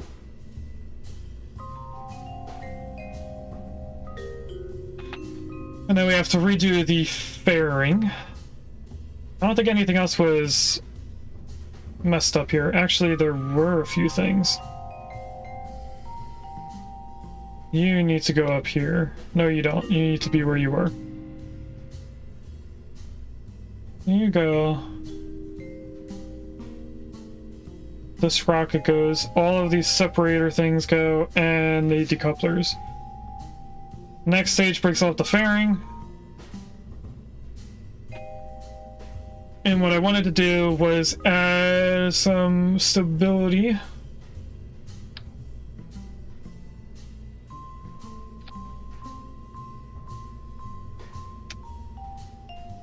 Should probably do this on four-way symmetry.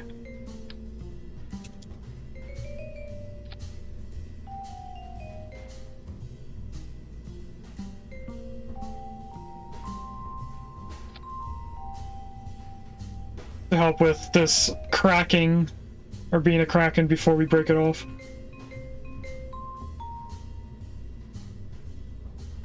And edit fairing. Likewise, it seems like it's still correct with the vertical point, so we just need to bring this back up here. Oh, this actually isn't going to connect into the same spot anymore. So let's bring this up vertically a little bit higher. And then we won't hit the monopropellant as we come up here.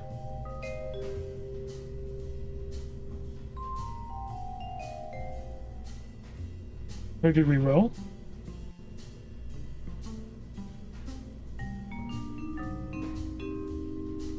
Why did it let me do this before, but now it doesn't let me? Alright, we're going all the way up then.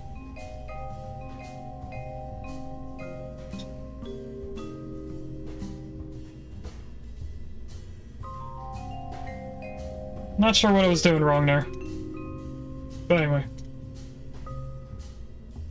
In terms of how the rocket handled, I don't think we need to change anything. It'll just be fun to see if this can get out of orbit with the little boosters there. The little boosters are going to be used to get us away from the main station before I rotate it around. If I save that right now, and we start one more time.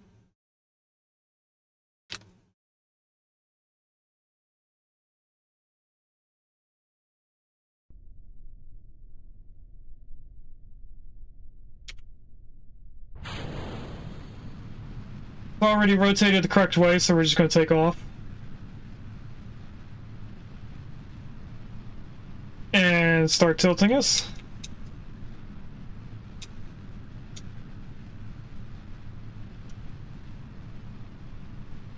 And then I'm going to lock on prograde.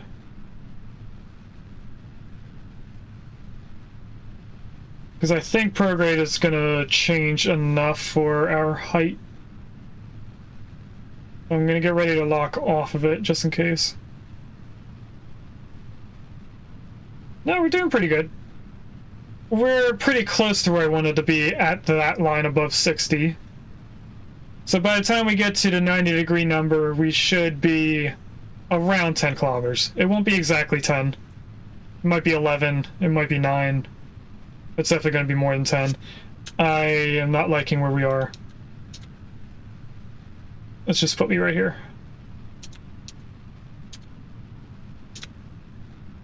Alright. Now, when these break off, they should break off more evenly. Compared to last time where one of them was spinning.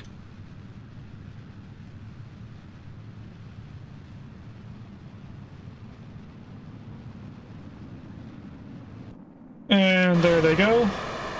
Oh, they're both still spinning. I have them not rotated the right way. Anyway, I also didn't realize where highest point was going. Let's get out here and put a maneuver to try to make this more of a circular orbit. Bring this all the way up. Bunch of prograde. Oh. That's 82 and 94. If I put this where our highest point or lowest point goes to an 80, can I then go change the highest point afterwards to being less than 90? Make this more of a perfect orbit. All right, I'm going to save this here at 80. We're going to lock on there. We're going to blow the fairing and turn RCS on just to make us turn faster. Because we have 30 seconds before we have to start burning.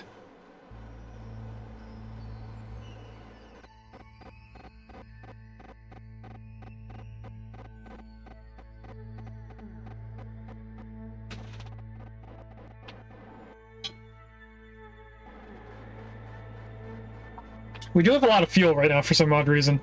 I feel like we had less fuel last time. I think that was after we did this orbit maneuver though. 8 seconds. We're not going to make it onto the maneuver at the beginning of the burn, but we'll be right next to it. So I'm going to turn RCS off now and just start burning. And I'm only going to focus on the number for our periapsis, not where it actually ends up being. Visually, I mean.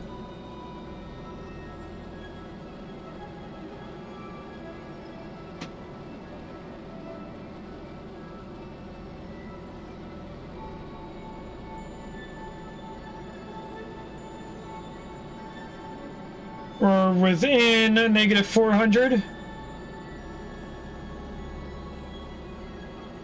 Now a negative 300 kilometers.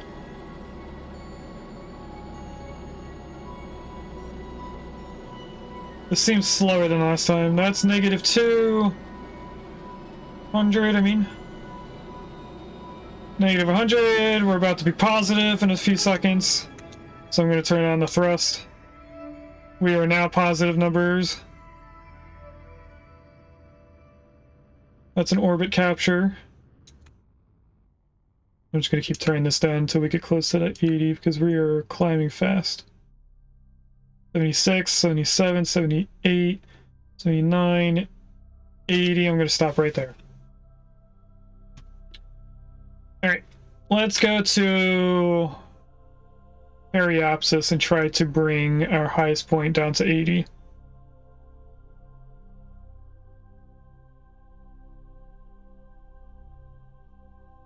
How do I want to do this? Right now I'm going to lock on prograde because we're right next to it. That should at this point be close to retrograde by the time we rotate over to it. I also did not switch to this boost. No, we have the booster on us with the probe.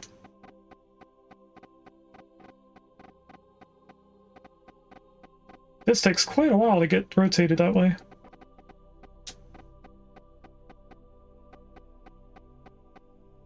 Alright, I'm gonna put us right there. We're gonna lock here. And then I'm going to warp over to here. That should put us near retrograde by the time we get to that point, or it's after retrograde. It is after, so I'm glad that I put a little bit extra time to switch back to it.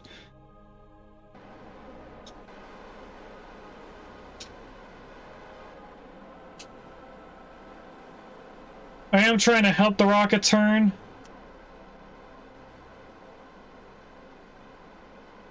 I don't know if it is helping it, but I'm trying.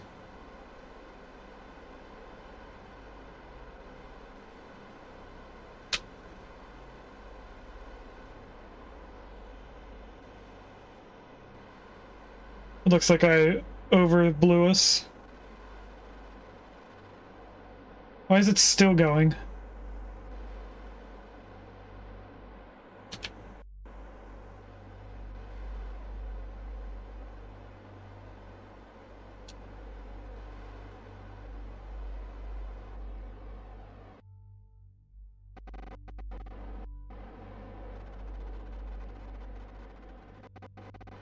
Alright, there we go. And our time to periapsis is not far behind. So we're just going to do a small throttle when we get closer to it. We're very close to about 80. I also think that the moment I start moving our apoapsis, it's going to move our lowest point. I just start doing a very small burn here. It is lowering our highest point. It's lowering the highest point slower than our lowest point, but it is still changing both of them.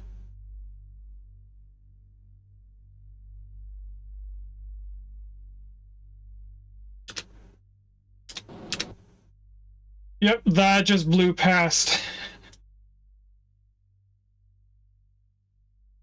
Alright. I'm just pretty much messing around with things at this point.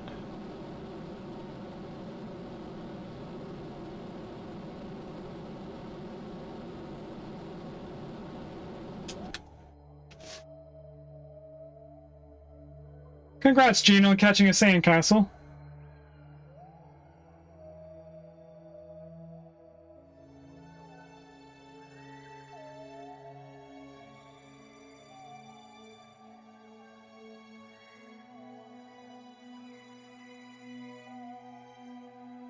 I think what I should be focusing on more is the period time.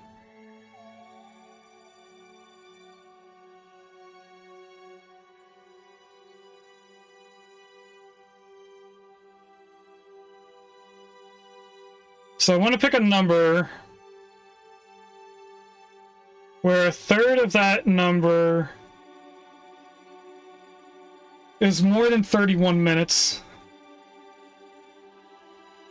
Or 3/3, I mean, 3/4. Not a third. Should we go for like an hour? Then that would be half an hour, hour. I guess an hour and a half would be 3/4, and then we could have the next rocket orbiting around 2 hours so that it'll catch up with the orbit of the hour and a half with this one.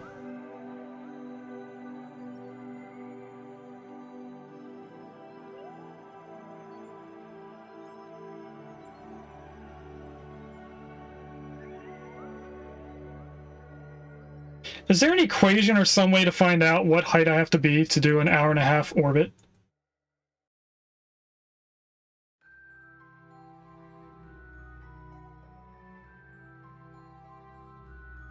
I would imagine I don't just like play around or double the height that I'm at.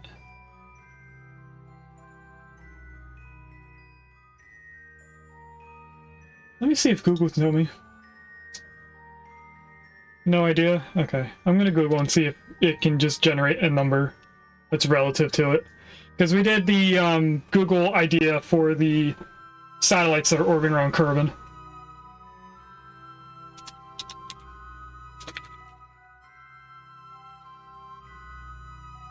I do know it shows your orbital period. That's true. I can just mess around my height and see the orbital period, which is currently on screen.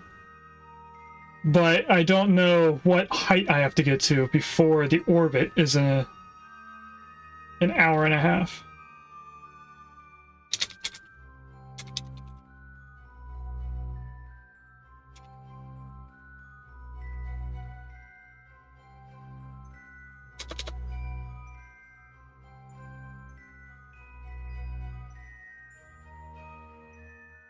So I did just type it in. Straight away, AI says to orbit Kerbin with a 1.5 hour period, you need to reach an approximate altitude of 780 kilometers.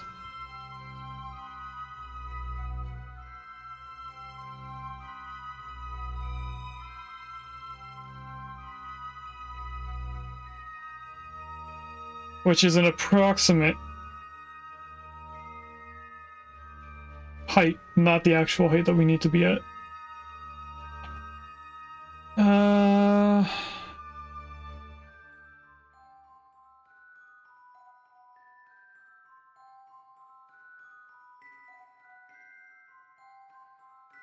I see that someone else did do the same number to get a period of an hour and a half.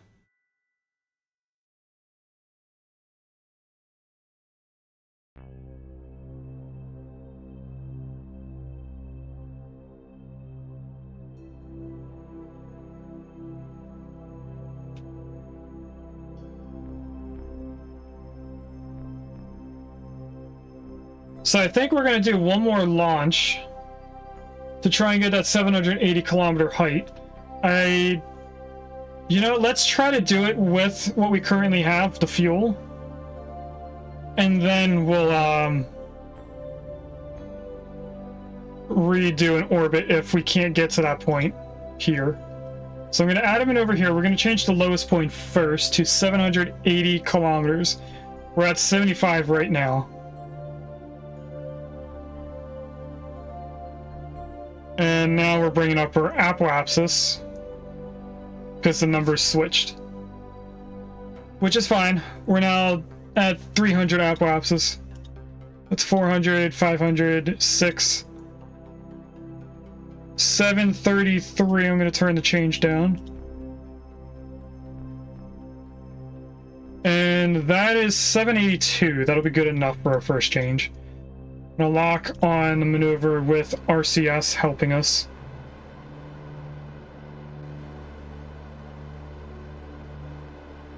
After we lock on the maneuver, I will then warp to here.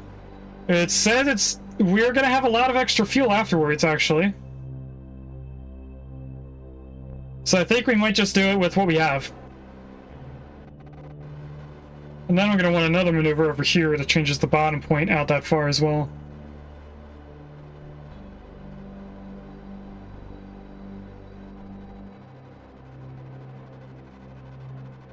We're getting closer to the maneuver node.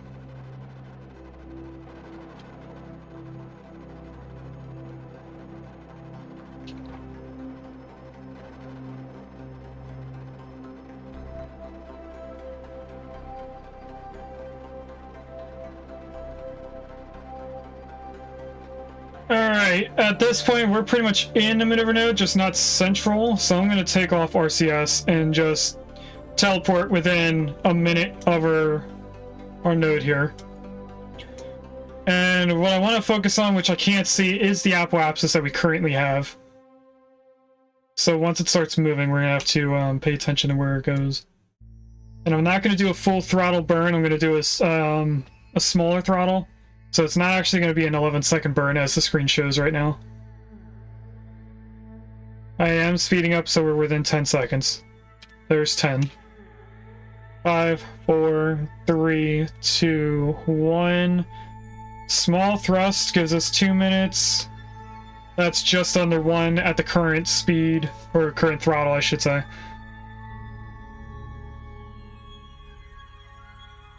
Periapsis is climbing, and it should switch now. There we go. And this number we want 780 kilometers.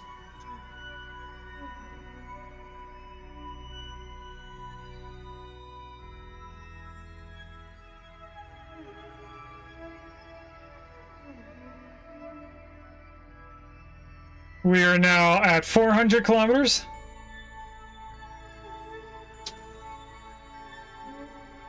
That's 500 kilometers.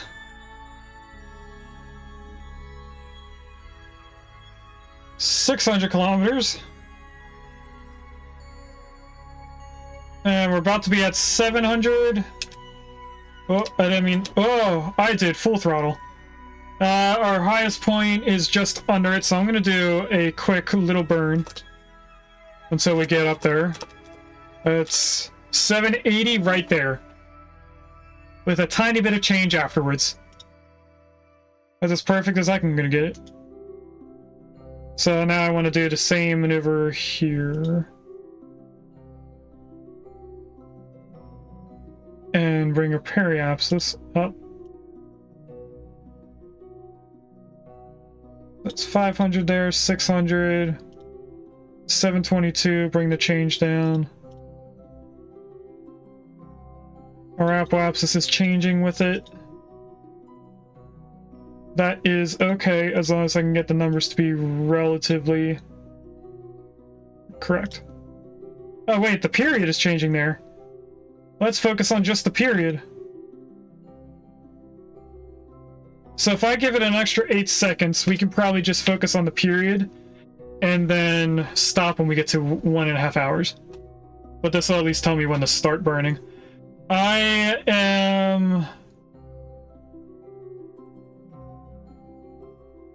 Gonna just keep it there, because if we focus on this view, when our line gets close to this, we know that we're about to turn off our period.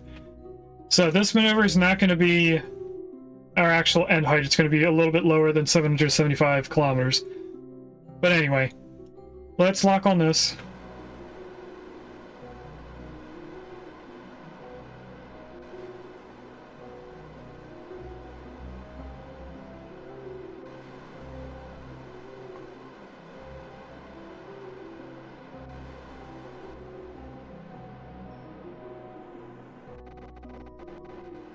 Now, the maneuver node is changing a little bit because of the RCS rotating us, which it did just bring down our apoapsis below 780 kilometers, but it's going back up now. Once we're on the actual maneuver node icon, we shouldn't have any change. Maybe we will.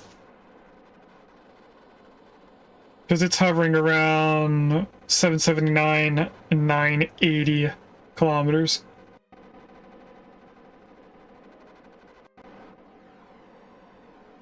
Oh, there it goes. It went back up to 780.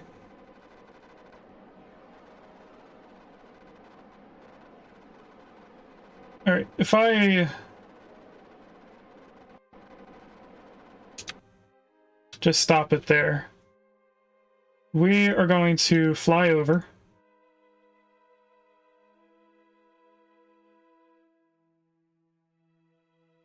And we're just going to focus on our time. Try to get it as close to 130 as we can. Let's get within 10 seconds.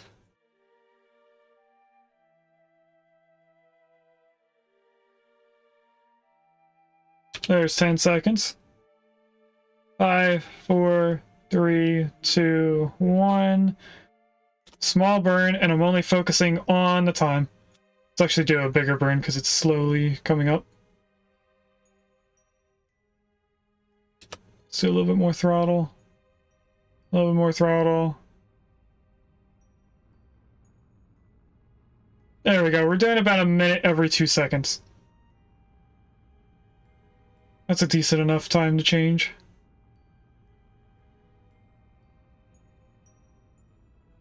We are now at 20 minutes. I am going to be slowing down in a little bit. I think I might actually just shut off when we get to 29.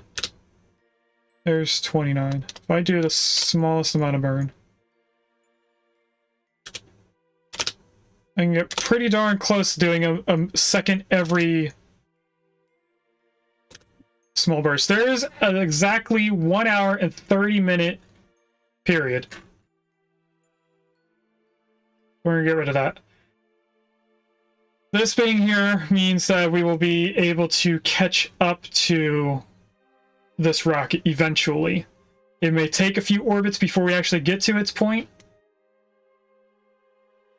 Or I'm doing this wrong and I should be doing a 2-hour orbit.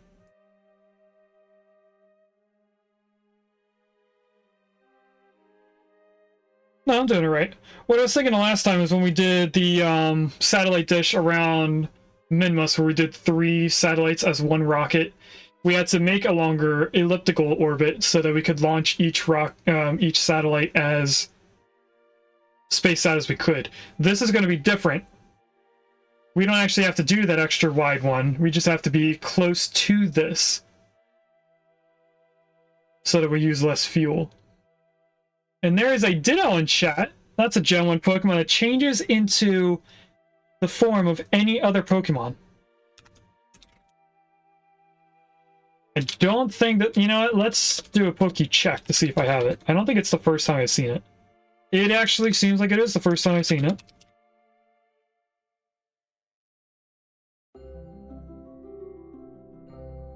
Alright, so what we're going to do right now is break off our engine. The orbit of our space station did not change. Why did this not go anywhere?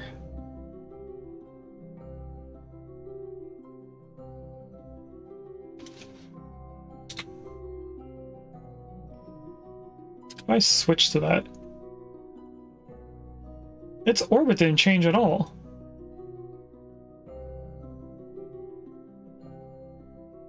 That's odd. Also, this probe body that I put on here does not have all the vectors. So the Octo 2 is not the probe that I was looking for to get every button, like the target and the maneuver. That's okay. I should still be able to rotate this with the probe.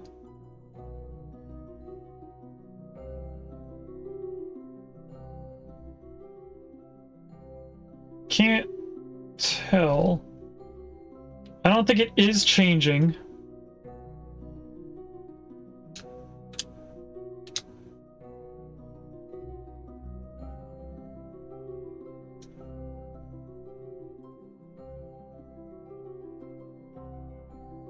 Because we don't have RCS on this.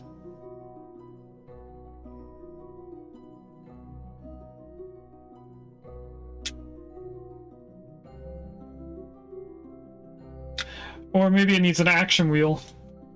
A reaction wheel, I mean.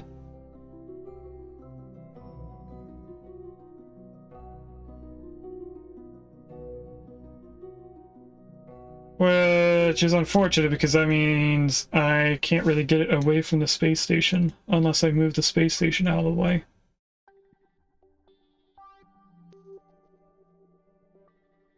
Because I can just jettison this straight forward.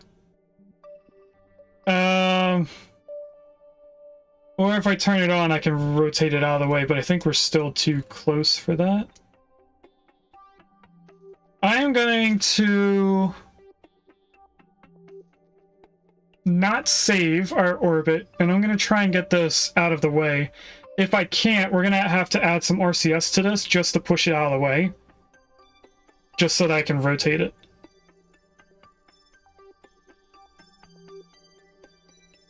So let's see, if I give it the smallest amount of thrust. And then just hold right.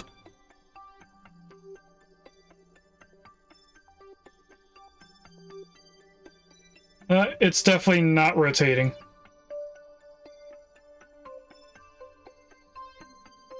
So we're gonna bump into the space station. Yep, there it goes. Space station is probably not in the same orbit anymore. Oh, it is rotating.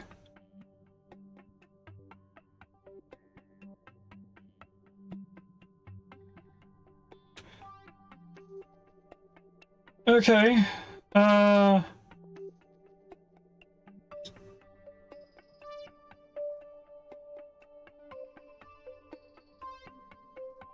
Can I get to retrograde and we burn the rest of the fuel out of the way? I don't see the space station anymore, so we definitely flew past it somewhere.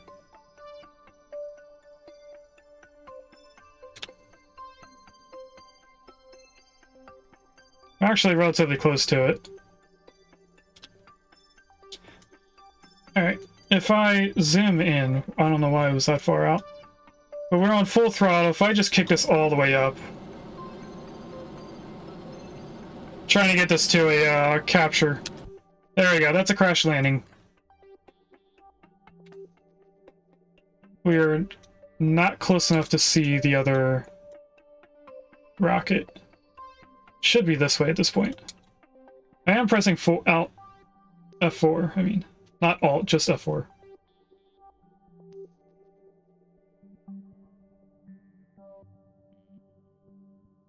I'm zooming in on, zooming up in chat to check it. Anyway. I'm just going to leave this here. How do I switch to the other rocket without... Oh, I could just do that. Tried doing that button before, but it didn't let me. Not sure what was going on there. We are 30 seconds too fast. So if I turn RCS on and we just mess around with the controls a little bit.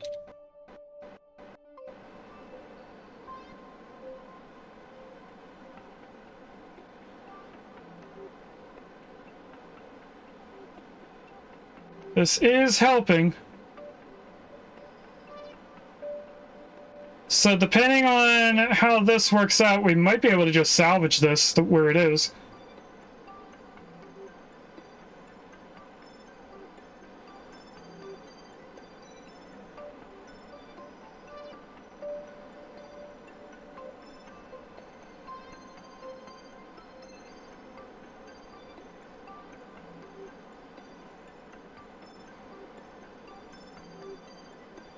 It's 5, 4, 3, 2, 1, and that's a 1.5 hour orbit again.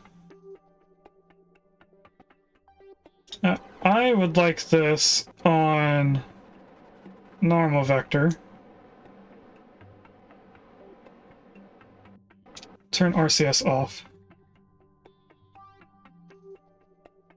So, do we save and keep Jebediah here? I think we do. Let's see when our next ad break is going to be. In about 6 minutes, I think we're going to push our ad. Or to being in a few seconds, once the time changes to the next hour. So I am actually going to do a hard save right here. And we're going to leave Jebediah in here for a while. He is safe in the space station. We're going to be using other pilots to get the other pieces up here. And then we're going to need to make a plane with a good pilot that can bring everyone back home. And hopefully we won't have any issues along the way. So if I go back to Space Center.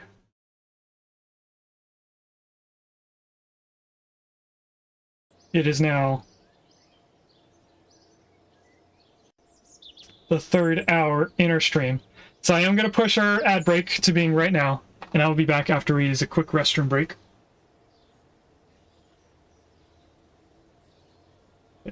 Let me see if I'm doing this right. Should have the break icon pop up. There we go. And we're back. And Tori's here. So what we're going to do next is put the thruster on. I feel like that would be the easiest one for us to do next. Plus we already have it mostly completed. If I just grab you, I need to make sure that you have all of the thrusters on here. So if I just grab you, put two-way symmetry on, it should put you over here, which it did. And if I grab you, add you up here, it rotates you for some reason. Why are you rotated the wrong way if I picked you up from down there? Don't know. Doesn't matter. What does matter is that we need some extra propellant on this. Which I'm going to do by taking these off and adding RCS thrusters in an attempt to rotate us faster. So, stage 1 should be these. And then all of these go with this engine and fairing, or decoupler.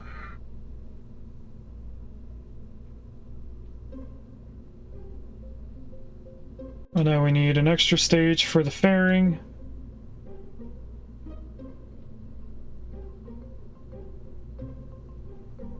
And I want the decoupler to be on its own, so that I don't stage the booster to turn on. Wait a minute.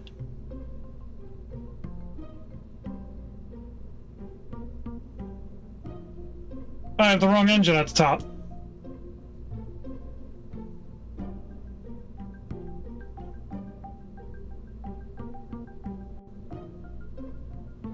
You go like that. I don't want this engine to turn on until we are all connected. So these boosters go We break them off, we turn on all the sideways propellers, we turn this one on. At some point we break this off. And then after we decouple, I want there to be a way for us to pilot this. So we need to go in here, and underneath the fairing, which we're going to delete the fairing and just edit like this, I need a probe body. I need battery. Is that the larger one? No, it's a smaller-ish, larger one. That's the one I wanted to use the first time we did this. Then I just want to put this back on. And then this is pretty much a straight vertical tube. Does go out a tiny bit here, I think.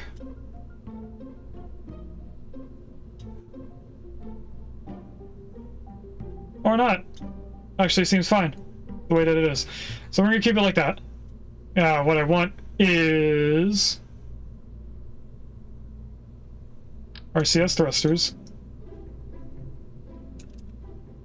For waist symmetry, I'm gonna put one here, and then let's see where the mass is. Mass is pretty low.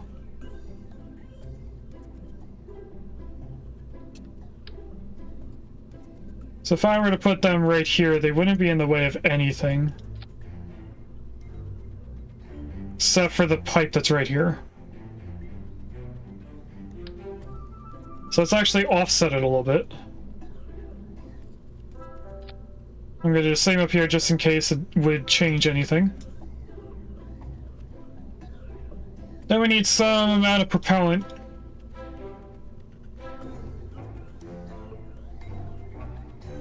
Oxidizer, monopropellant, drain valve. I mean, they're not wrong. This is a very small monopropellant. Just for aerodynamic sake, I'll put 4 on.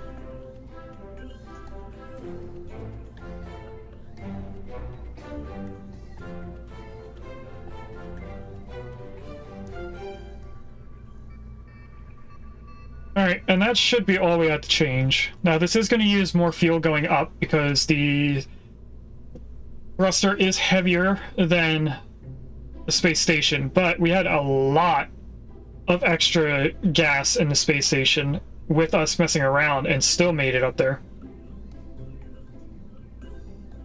This time should be more easy to do. So we're going to launch this. Hopefully it's facing the right direction where east is to the right on our nav ball.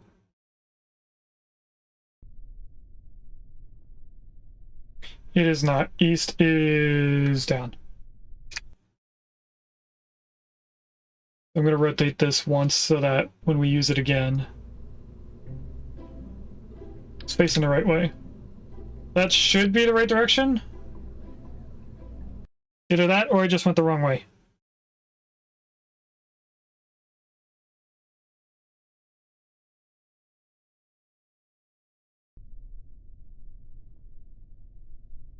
That is the right way. Gotcha. Alright. Lift off.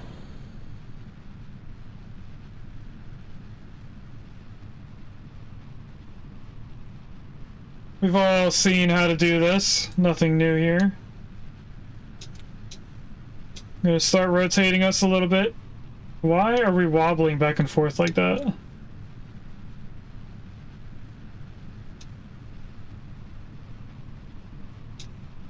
Seems odd. I wonder if that's the Kraken effect.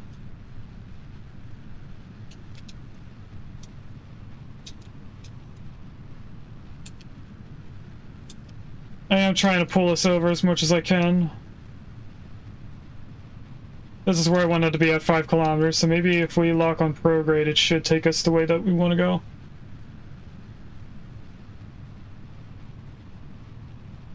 It's 8 kilometers, 9 kilometers. I'm going to put us here, and then we'll just stay here.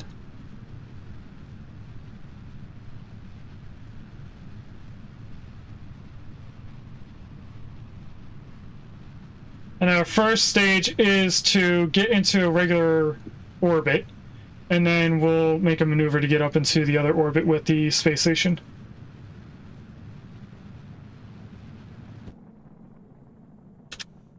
Whoops, that wasn't phase. There we go. Now that is a more perfect sideways push. That's what I was expecting for with our space station. Alright, that's a 75-kilometer max height, almost 76.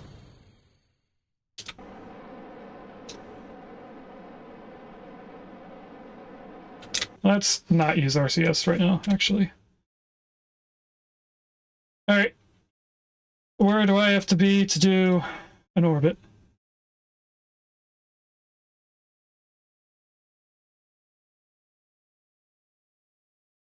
That's positive numbers now. That's 74, 84. I'm fine with that. What is that noise?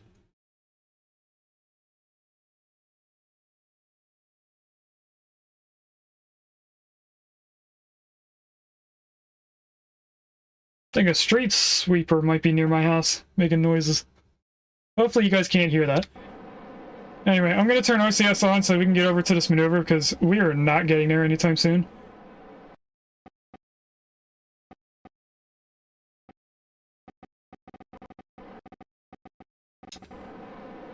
We are within 10 seconds and might not even make it to the maneuver.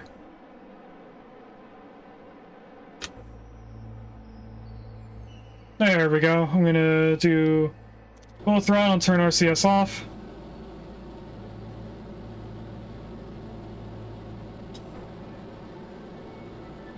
Something odd is going on here. Oh, we're having cracking effects big time.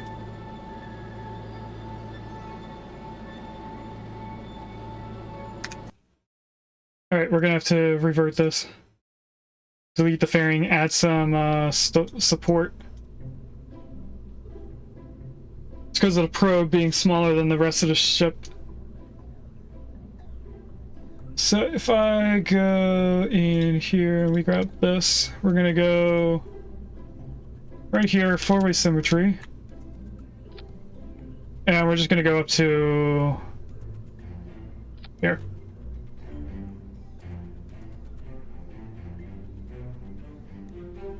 Oh, that was going into the engine. Alright, let's try this again. Go up this way then. I don't want to be right there though.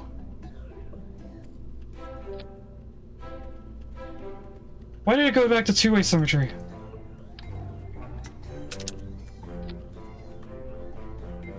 There we go. We need to put the fairing back on.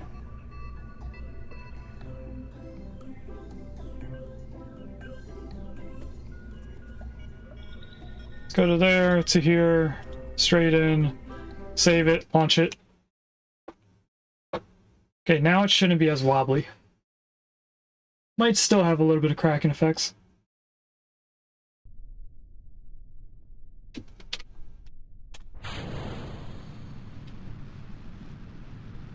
It's already going smoother.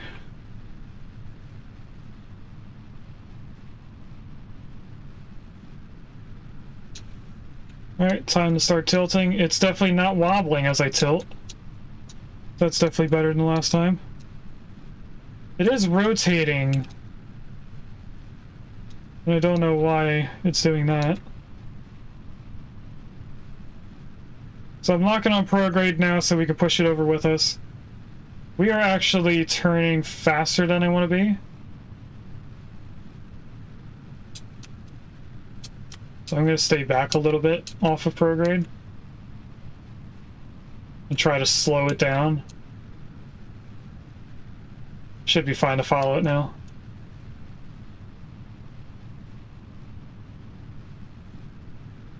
I am trying to change our heading as well, ever so slightly. Alright. That's fine right where we are.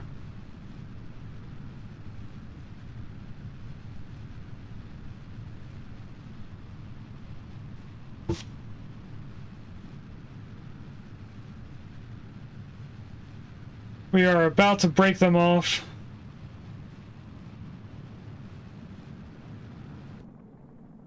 There they go. And we're on to the next one. And that is 75-kilometer high. Did we die again? No, we actually successfully put Jebediah into orbit. And we're trying to get Valentina to bring this rocket thruster up to Jebediah.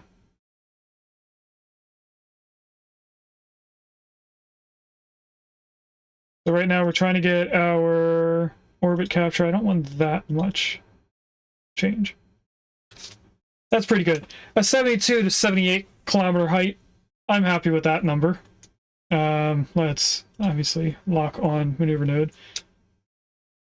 Can I change anything without RCS? Very slowly, so I'm going to turn RCS on. Oh, the fairing.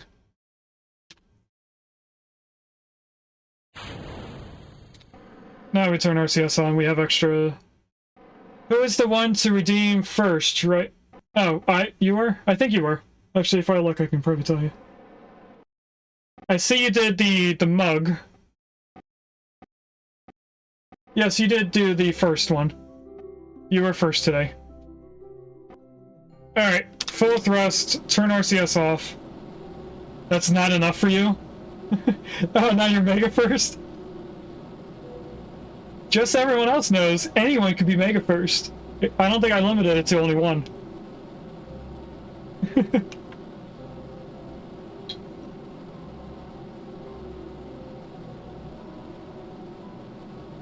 Alright, we're going to be doing this burn for another 43 seconds.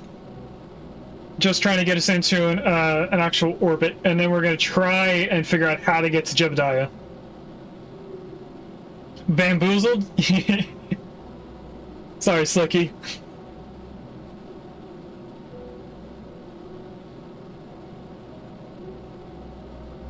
The only way for me to tell is to minimize KSP and look. I'm pretty sure I didn't put a max number. Well, if I'm the first Mega First, at least. You are! I don't think anyone else has used Mega First so far. Since I added it. Alright, our max height's getting pretty up there. For those points, I'm turning our throttle down. That is a 73 max height. So we're going to stop there and take a look at where Jebediah is.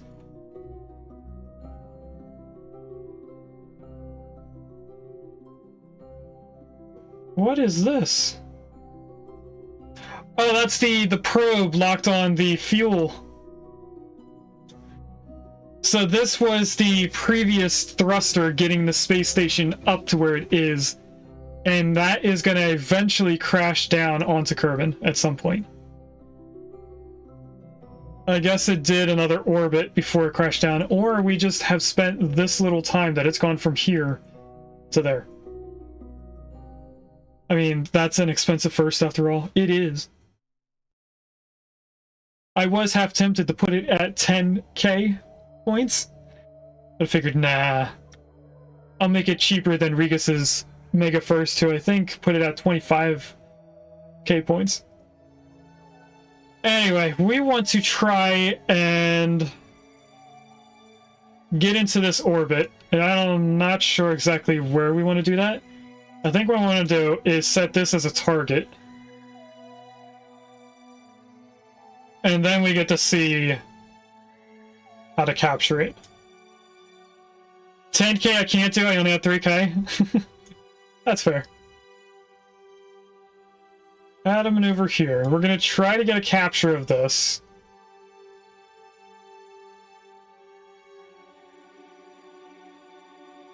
So if I go there and then we just start changing the time very largely. Let's change the time a little bit at increments.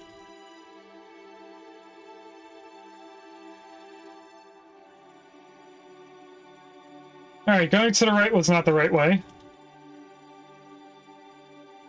I took it out of my mug dictator ship budget. Oh no. Let's go to the left and see if we can get to a capture somewhere. Are we just too far in? Oh, we were too far in. Okay. Now we should be changing the time. It's not the way I wanted to go. What do I want these to be? That's target position the second time we come around. That's a target when we get over there. I want to focus on the orange only. Not changing prograde. That's not what I meant to do. So at some point this violet color is going to disappear, and we should be only focusing on the orange. And I want to get this as close as possible, because we want to be very close to be able to capture, or interact with it in a way.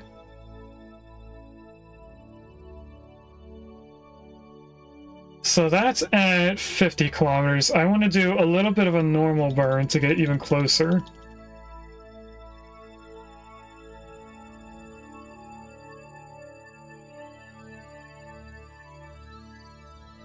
And this should put us on the line.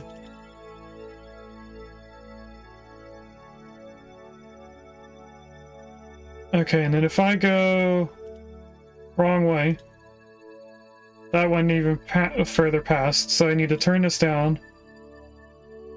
Just change the time so we get really close to this. That's pretty much on top of each other there. So we are going to do this burn and hope that I don't overcook it.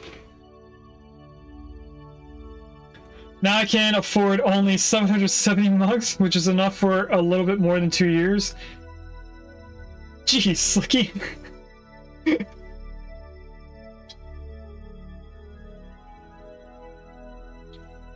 How did you know that it was only 2 years, though? Are you basing it off of 12 mugs per month?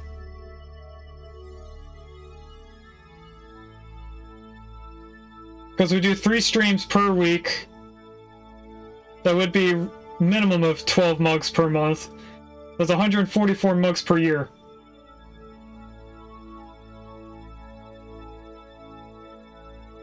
Or 288 every 2 years. On everyday stream. Hey, you should be at 288 after 2 years. Oh wait, I'm doing how many times you can redeem, not how much the redeem costs. I am now very curious on what the cost is now.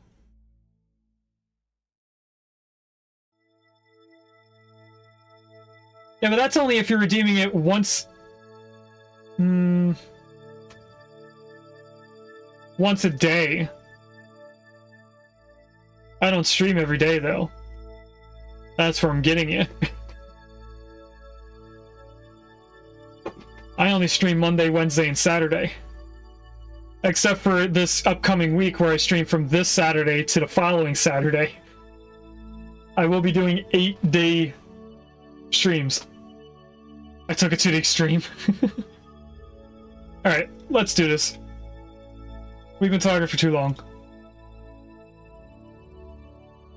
Am I actually moving a little bit? Let's just use RCS to get over there.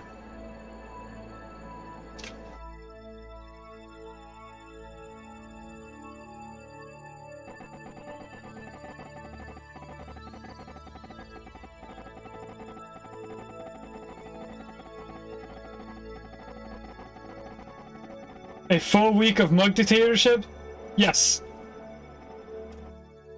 I forget who did the last point redeem. I think it was Gino that did the last 2,000 points to it. But because of that goal being met, we were doing 8-day streams. It's going to be 4-hour minimum for each day, but it's going to be 8 days in a row. So anyway, let's take this all the way around. And is that did just crash. The satellite thing isn't there anymore. Gino, those emotes are wonderful. And I'm a little jealous that I don't have them.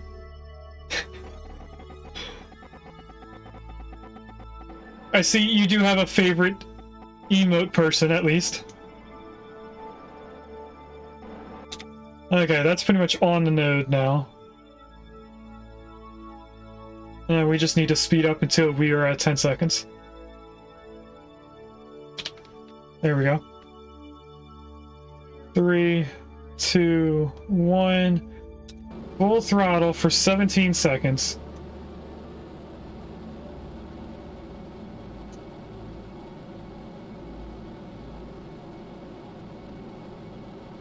I'm now going to throttle us down, because I don't know how to tell when this blue line is where it needs to be.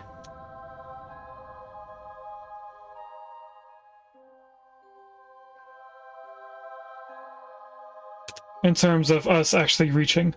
But we should have a close reach here.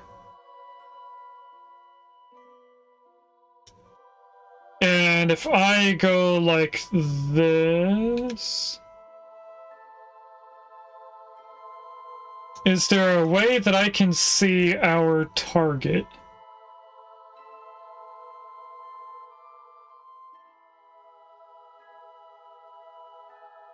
I can definitely point at the target, so I can see the general direction that it's currently at.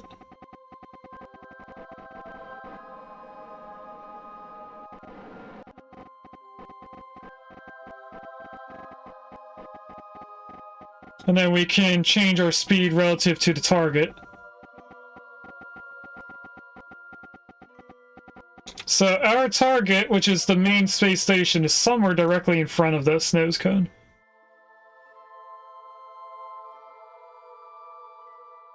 Now someone said pressing F4 would show me the other ships nearby, and I don't see it doing anything.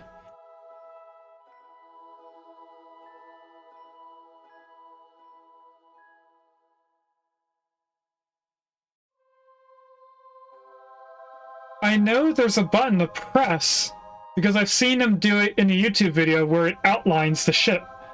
Maybe I have to be closer?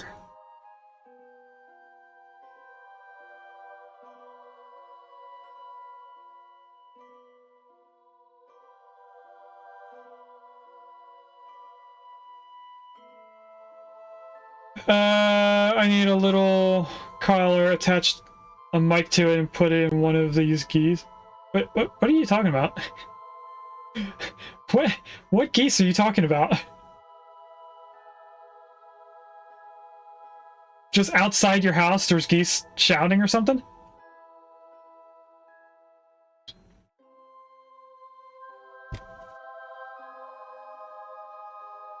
Oh, you actually own geese. Alright. That's pretty cool. I don't know anyone that actually owns geese. Or ranches them in some way or another. Now, if I go back to here, and now I see an actual target there. I'm geese-sitting them starting tomorrow till the end of the month. Oh, that's pretty neat. I am going to break this off now. And get this out of here.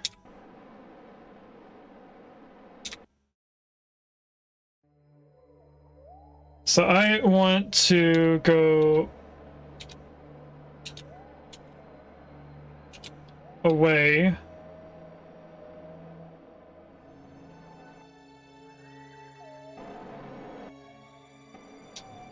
And then I want to rotate. The controls are a little weird right now.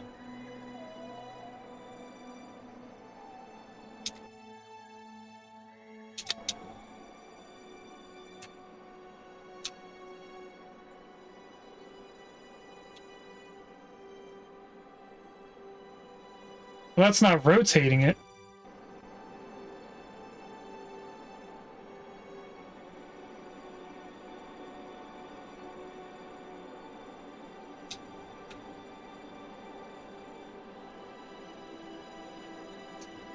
we're gonna worry about this. We should be able to reconnect at some point.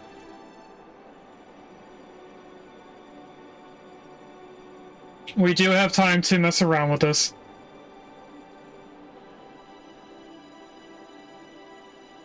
We are starting to very quickly change our direction now. I should probably just start thrusting.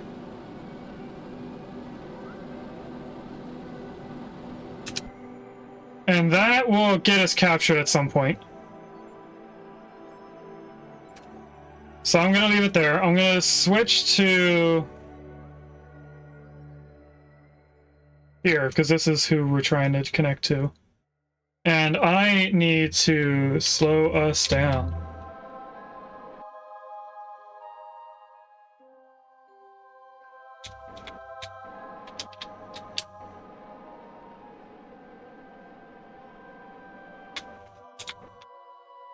Should be on target. Why isn't this set up as a target anymore?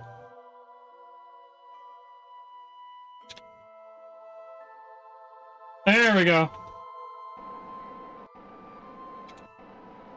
Uh-oh.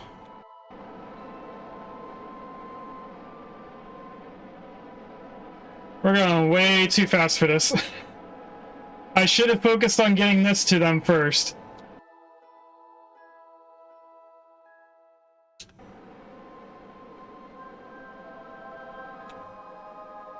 If I just lock on target, that would help.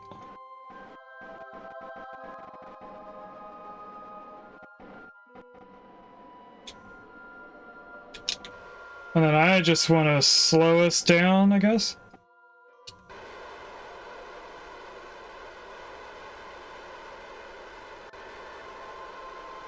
Am I going the right way to catch up to them? I don't know. So I feel like they're just going faster away from us.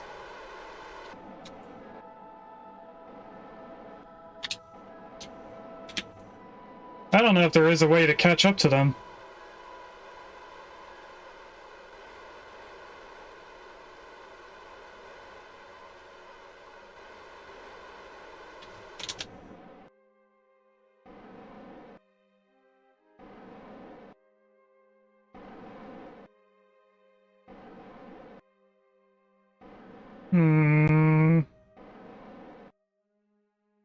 We might want to do another shot at this.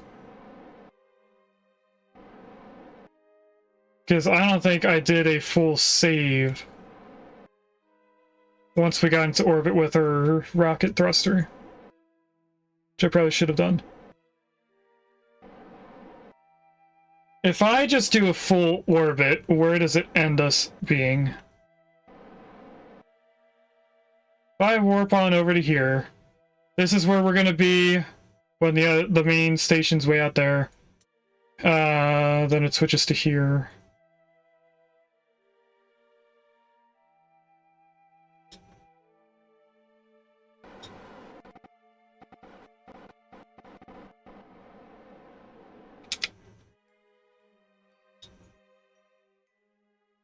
If I keep going around, where do we end up switching to at some point?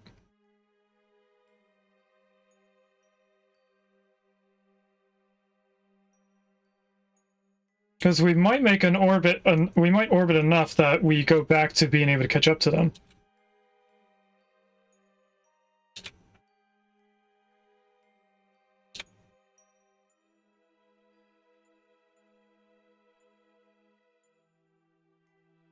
We're getting closer.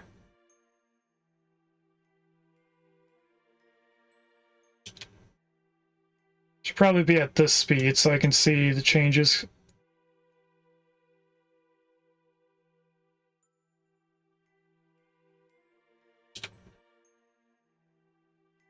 That's probably our furthest away point.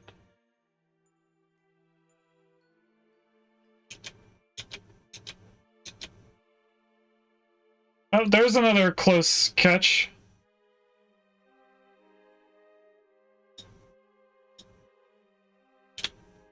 Let's warp to there. And try to slow down or catch up to them however way it ends up being.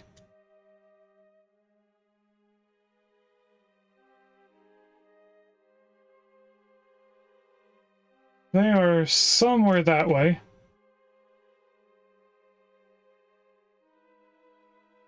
And they're very far above us, in a way.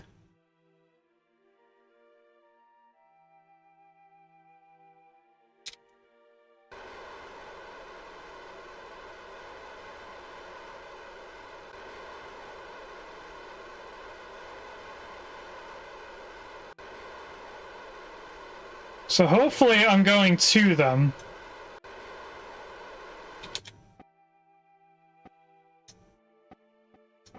I don't actually think I am, because we are very tilted, jeez. I think we should just restart this. I'm gonna do...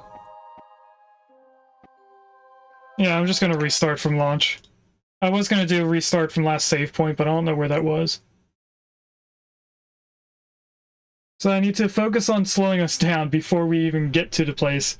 Ignore the booster at that point.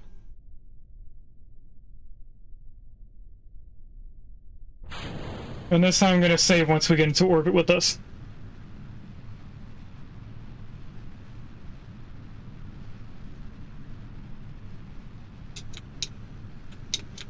Alright, start rotating us.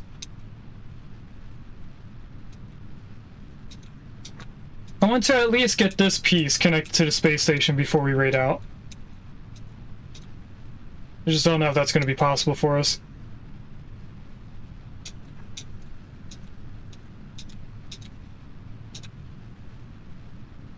So if I stay right here, we're at an angle a little too early. That should be fine. We just use a little bit extra fuel compared to how we would be if we did it slower.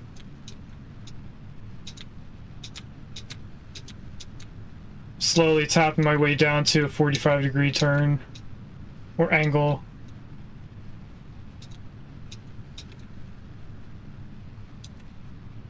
There we go. This is where I want to be for the rest of the orbit. Or the rest of the burn, I mean.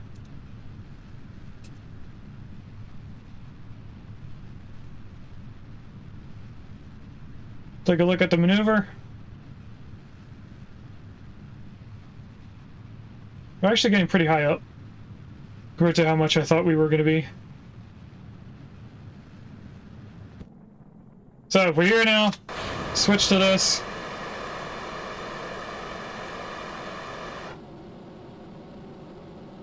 And that's an orbit height.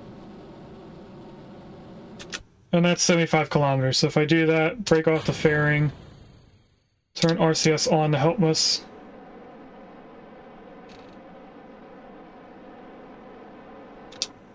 You know what? Let's turn that off and just do the maneuver node and lock on it. That'll be easier.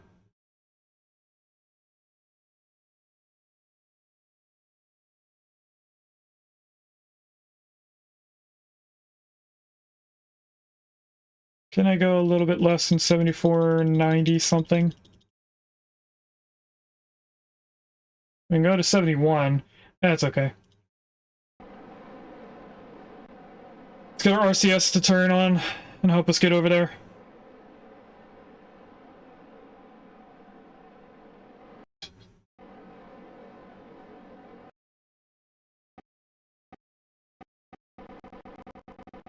We're actually going to lock onto the node before we get to the burn time.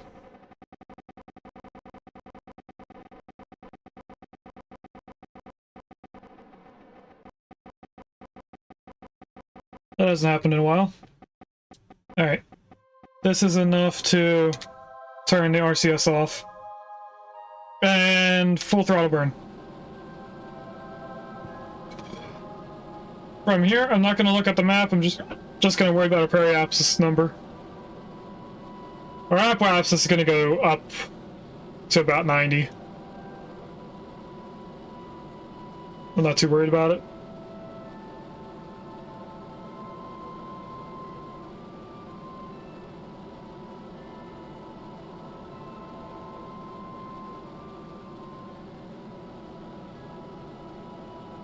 Alright, we are now at the last 30 seconds of the burn.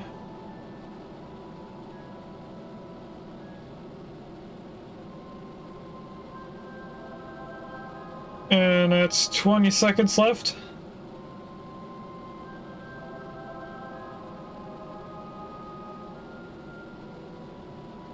Ten seconds left.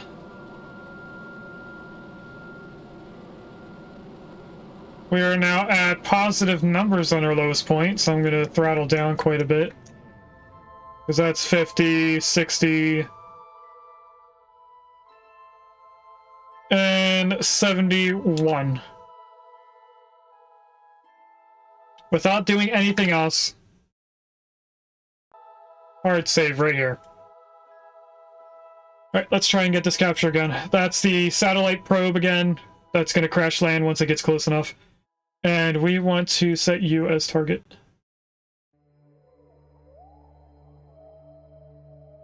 And then figure out where we are going to connect to you at. I want to put a node here, a maneuver node, I mean. And start with this. And then we can change the time. So that is moving it further away. This brings us closer. Are we at least level enough with it? Because we might want to do some radial burns to make us more equal.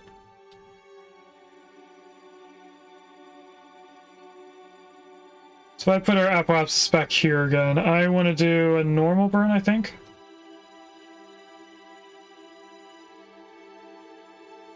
No, it looks like I want to do anti-normal.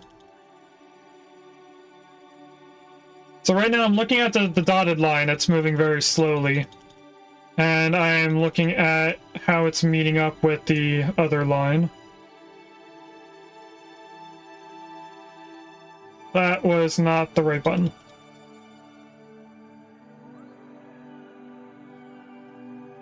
How close of an orbit is this? It is a little bit off still.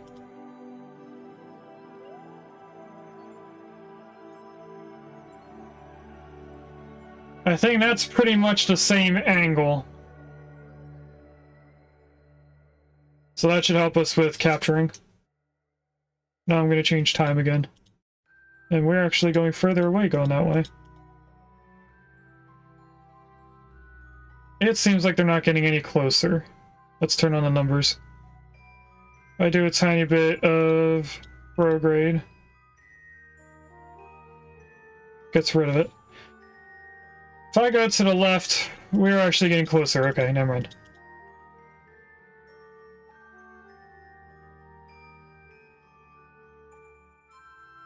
I want that open.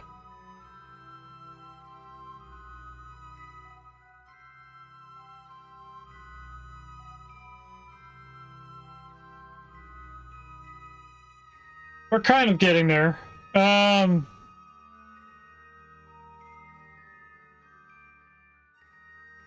Changing the time of our orbit is not what I wanted. Okay.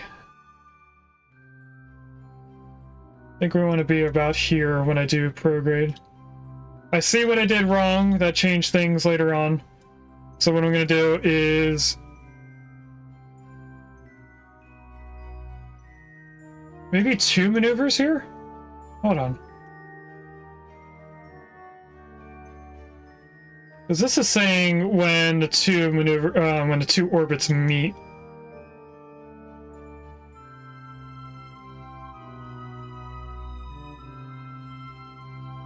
So if I line this up correctly,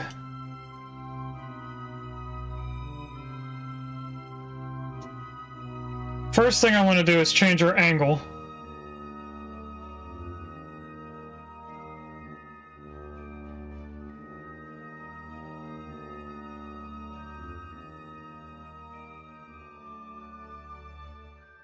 Looks a little bit more up.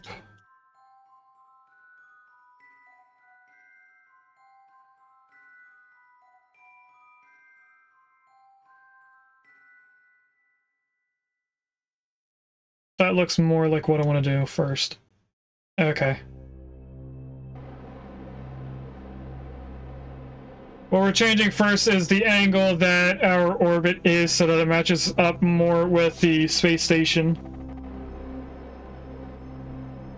And then we'll worry about getting out there. Our lowest point is still above orbit, and our highest point is obviously still above orbit. If anything, it's actually higher than where it is currently.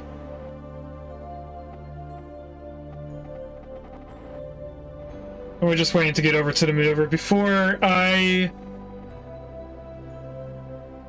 fast forward to the maneuver node.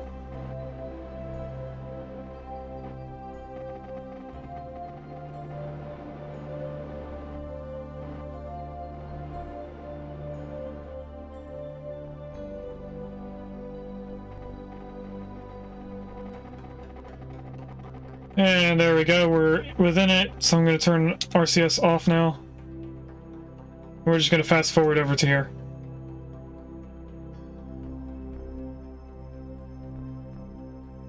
And again, to get within 10 seconds. Now this is a 5-second full throttle burn. That's not what we're going to do.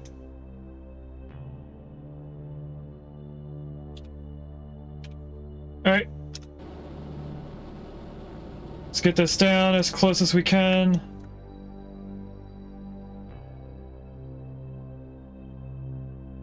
I'm just watching the two of these match up.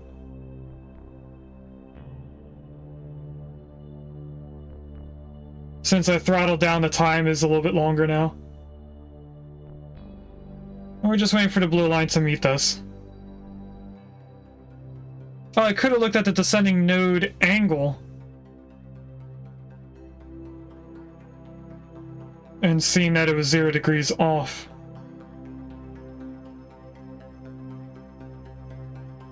Okay, it looks like we still have to go down just a little bit more.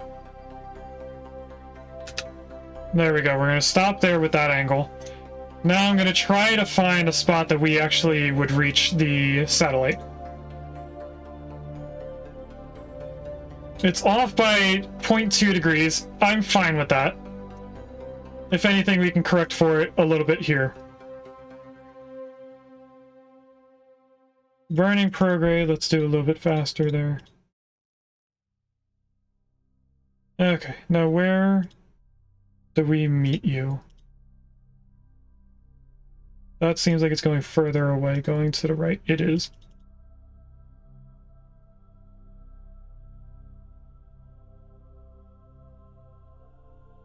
I go to right here and then do a little bit retrograde. That's the wrong way. Let me just keep dialing this in so that my highest point is where we would meet.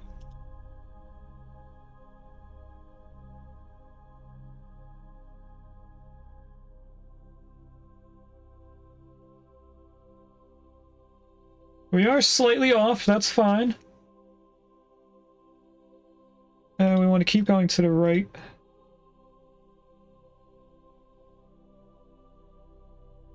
How's our highest point here? Not too far off. If I bring us in more... That is one interaction right there. And then let's change the times again a little bit more.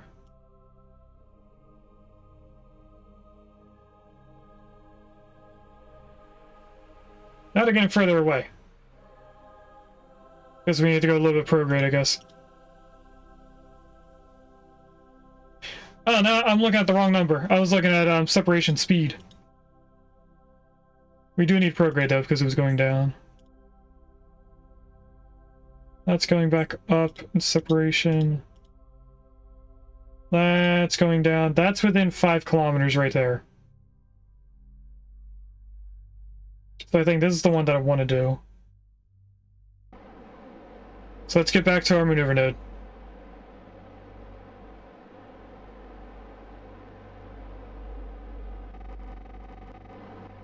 So I want to adjust for the slight tilt in our angle. I don't think there's a need to. Yes, we're slightly off, but that should be fine.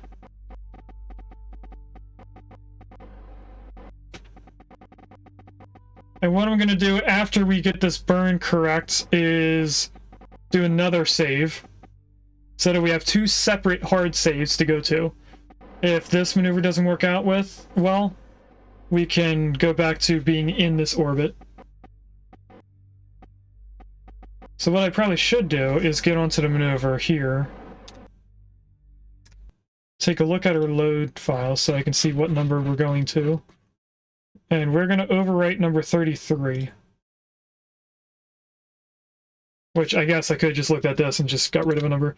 There is a Goldine in chat, which we've had before, because I know I have it. Yep. No capture number there. Or message, I mean. Yes, we overwrote that. Now we're going to do this orbit and set it up.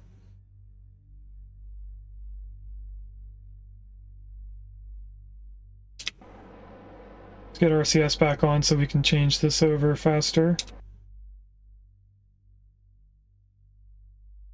Alright, I want to be looking over here as we do this burn. So, fast forward within 10 seconds, and then it's a full throttle burn for most of this. There's 10 seconds, 5, 4, 3, 2, 1. Full throttle for now.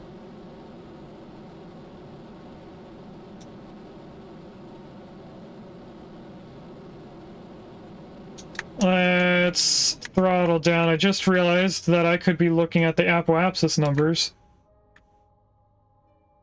and getting them as close as possible for us to get this capture correctly. So I want to be about 779 kilometers high.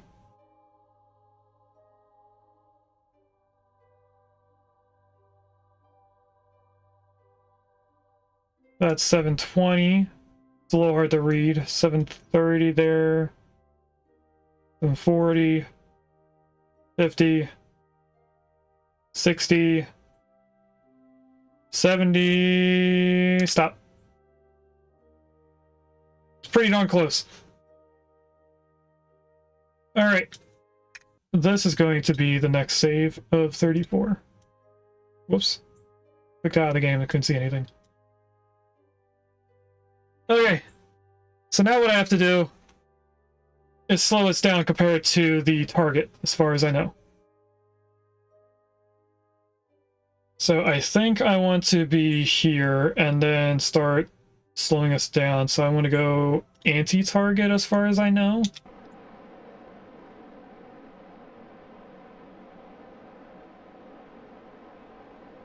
Because we're trying to cut our speed relative to the target. Which might mess up our orbit with Kerbin.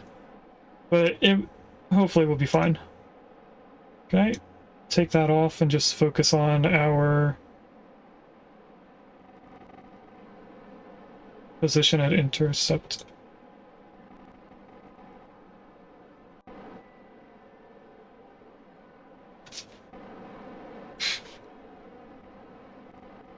Alright, that's pretty much where we want to be. If I just warp on over to here. How much speed do we have?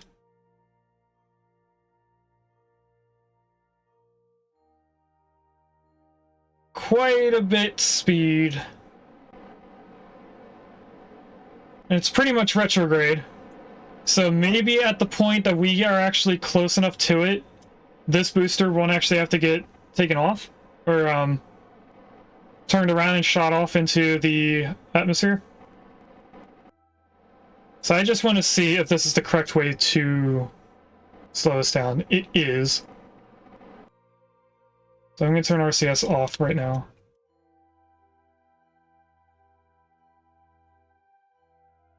It shouldn't be changing this number very much. It is actually.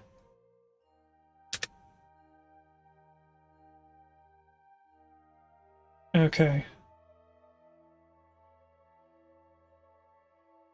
So maybe I want to go to this point and then start burning away?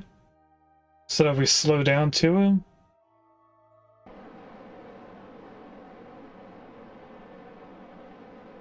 If I just go back to being on target.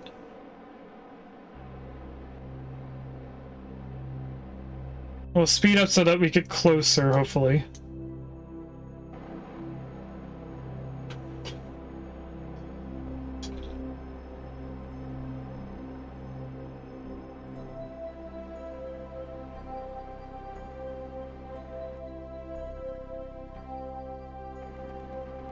Any day now.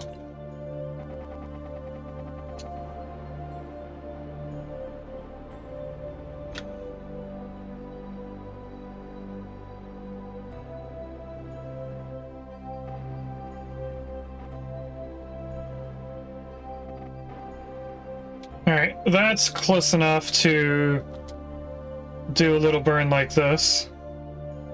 And I'm watching this number right here of separation get closer.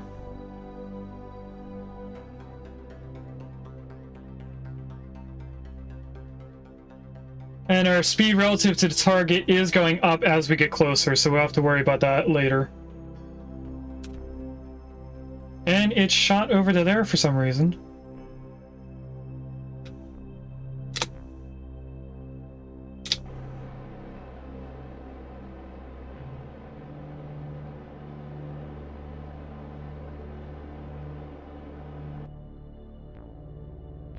So I'm trying to change this as far as I can.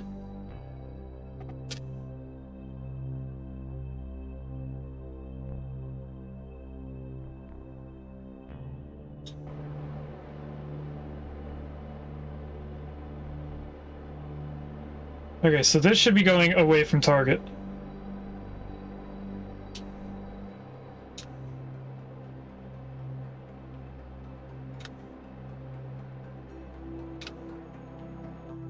So we'll be within 5 kilometers, which is going to be quite a distance.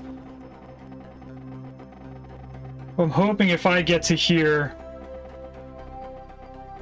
and then we burn away from the target, that we should slow down afterwards?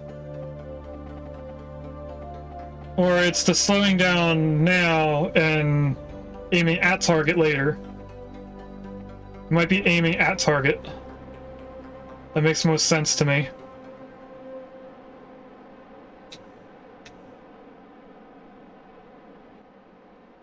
Because we'll be past the target at that point.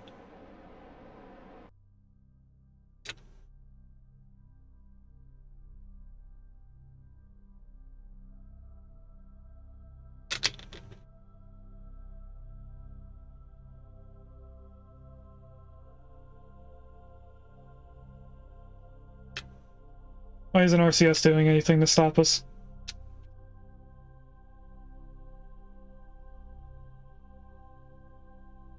We're out of monopropellant. Oh no.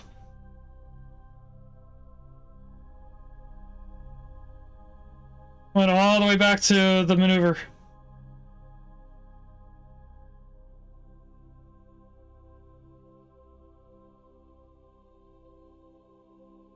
Alright, so I just want to go here and hope that this slows us down enough.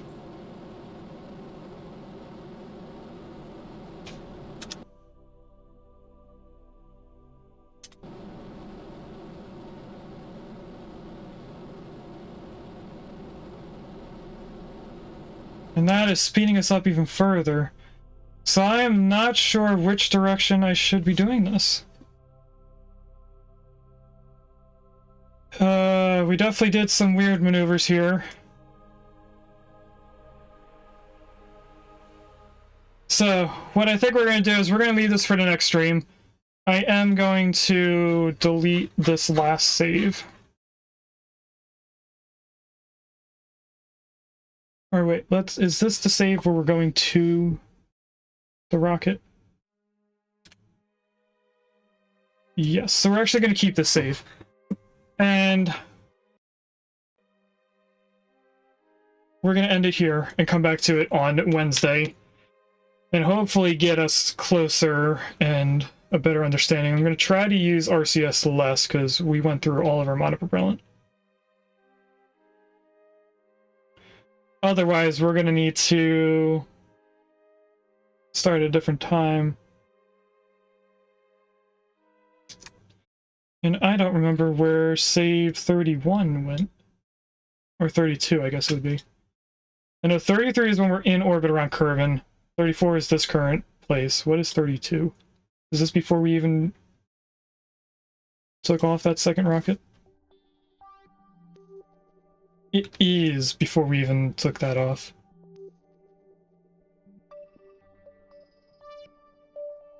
Okay, so what I'm going to do here, we're going to go to Space Center. No.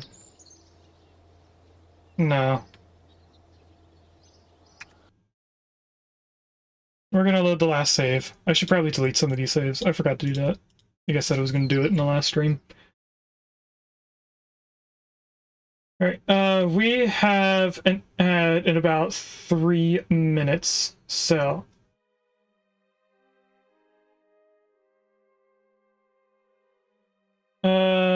we'll probably raid out before 3 minutes is up. This is where I want to be so I can take a picture of this for our screenshot. So, let's see who is currently live. Thanks for watching. If you'd like to catch me live, I stream on Twitch on Wednesdays and Fridays from 10 AM EST to 12:30 PM EST, and on Sundays from 10 AM EST to 2 PM EST.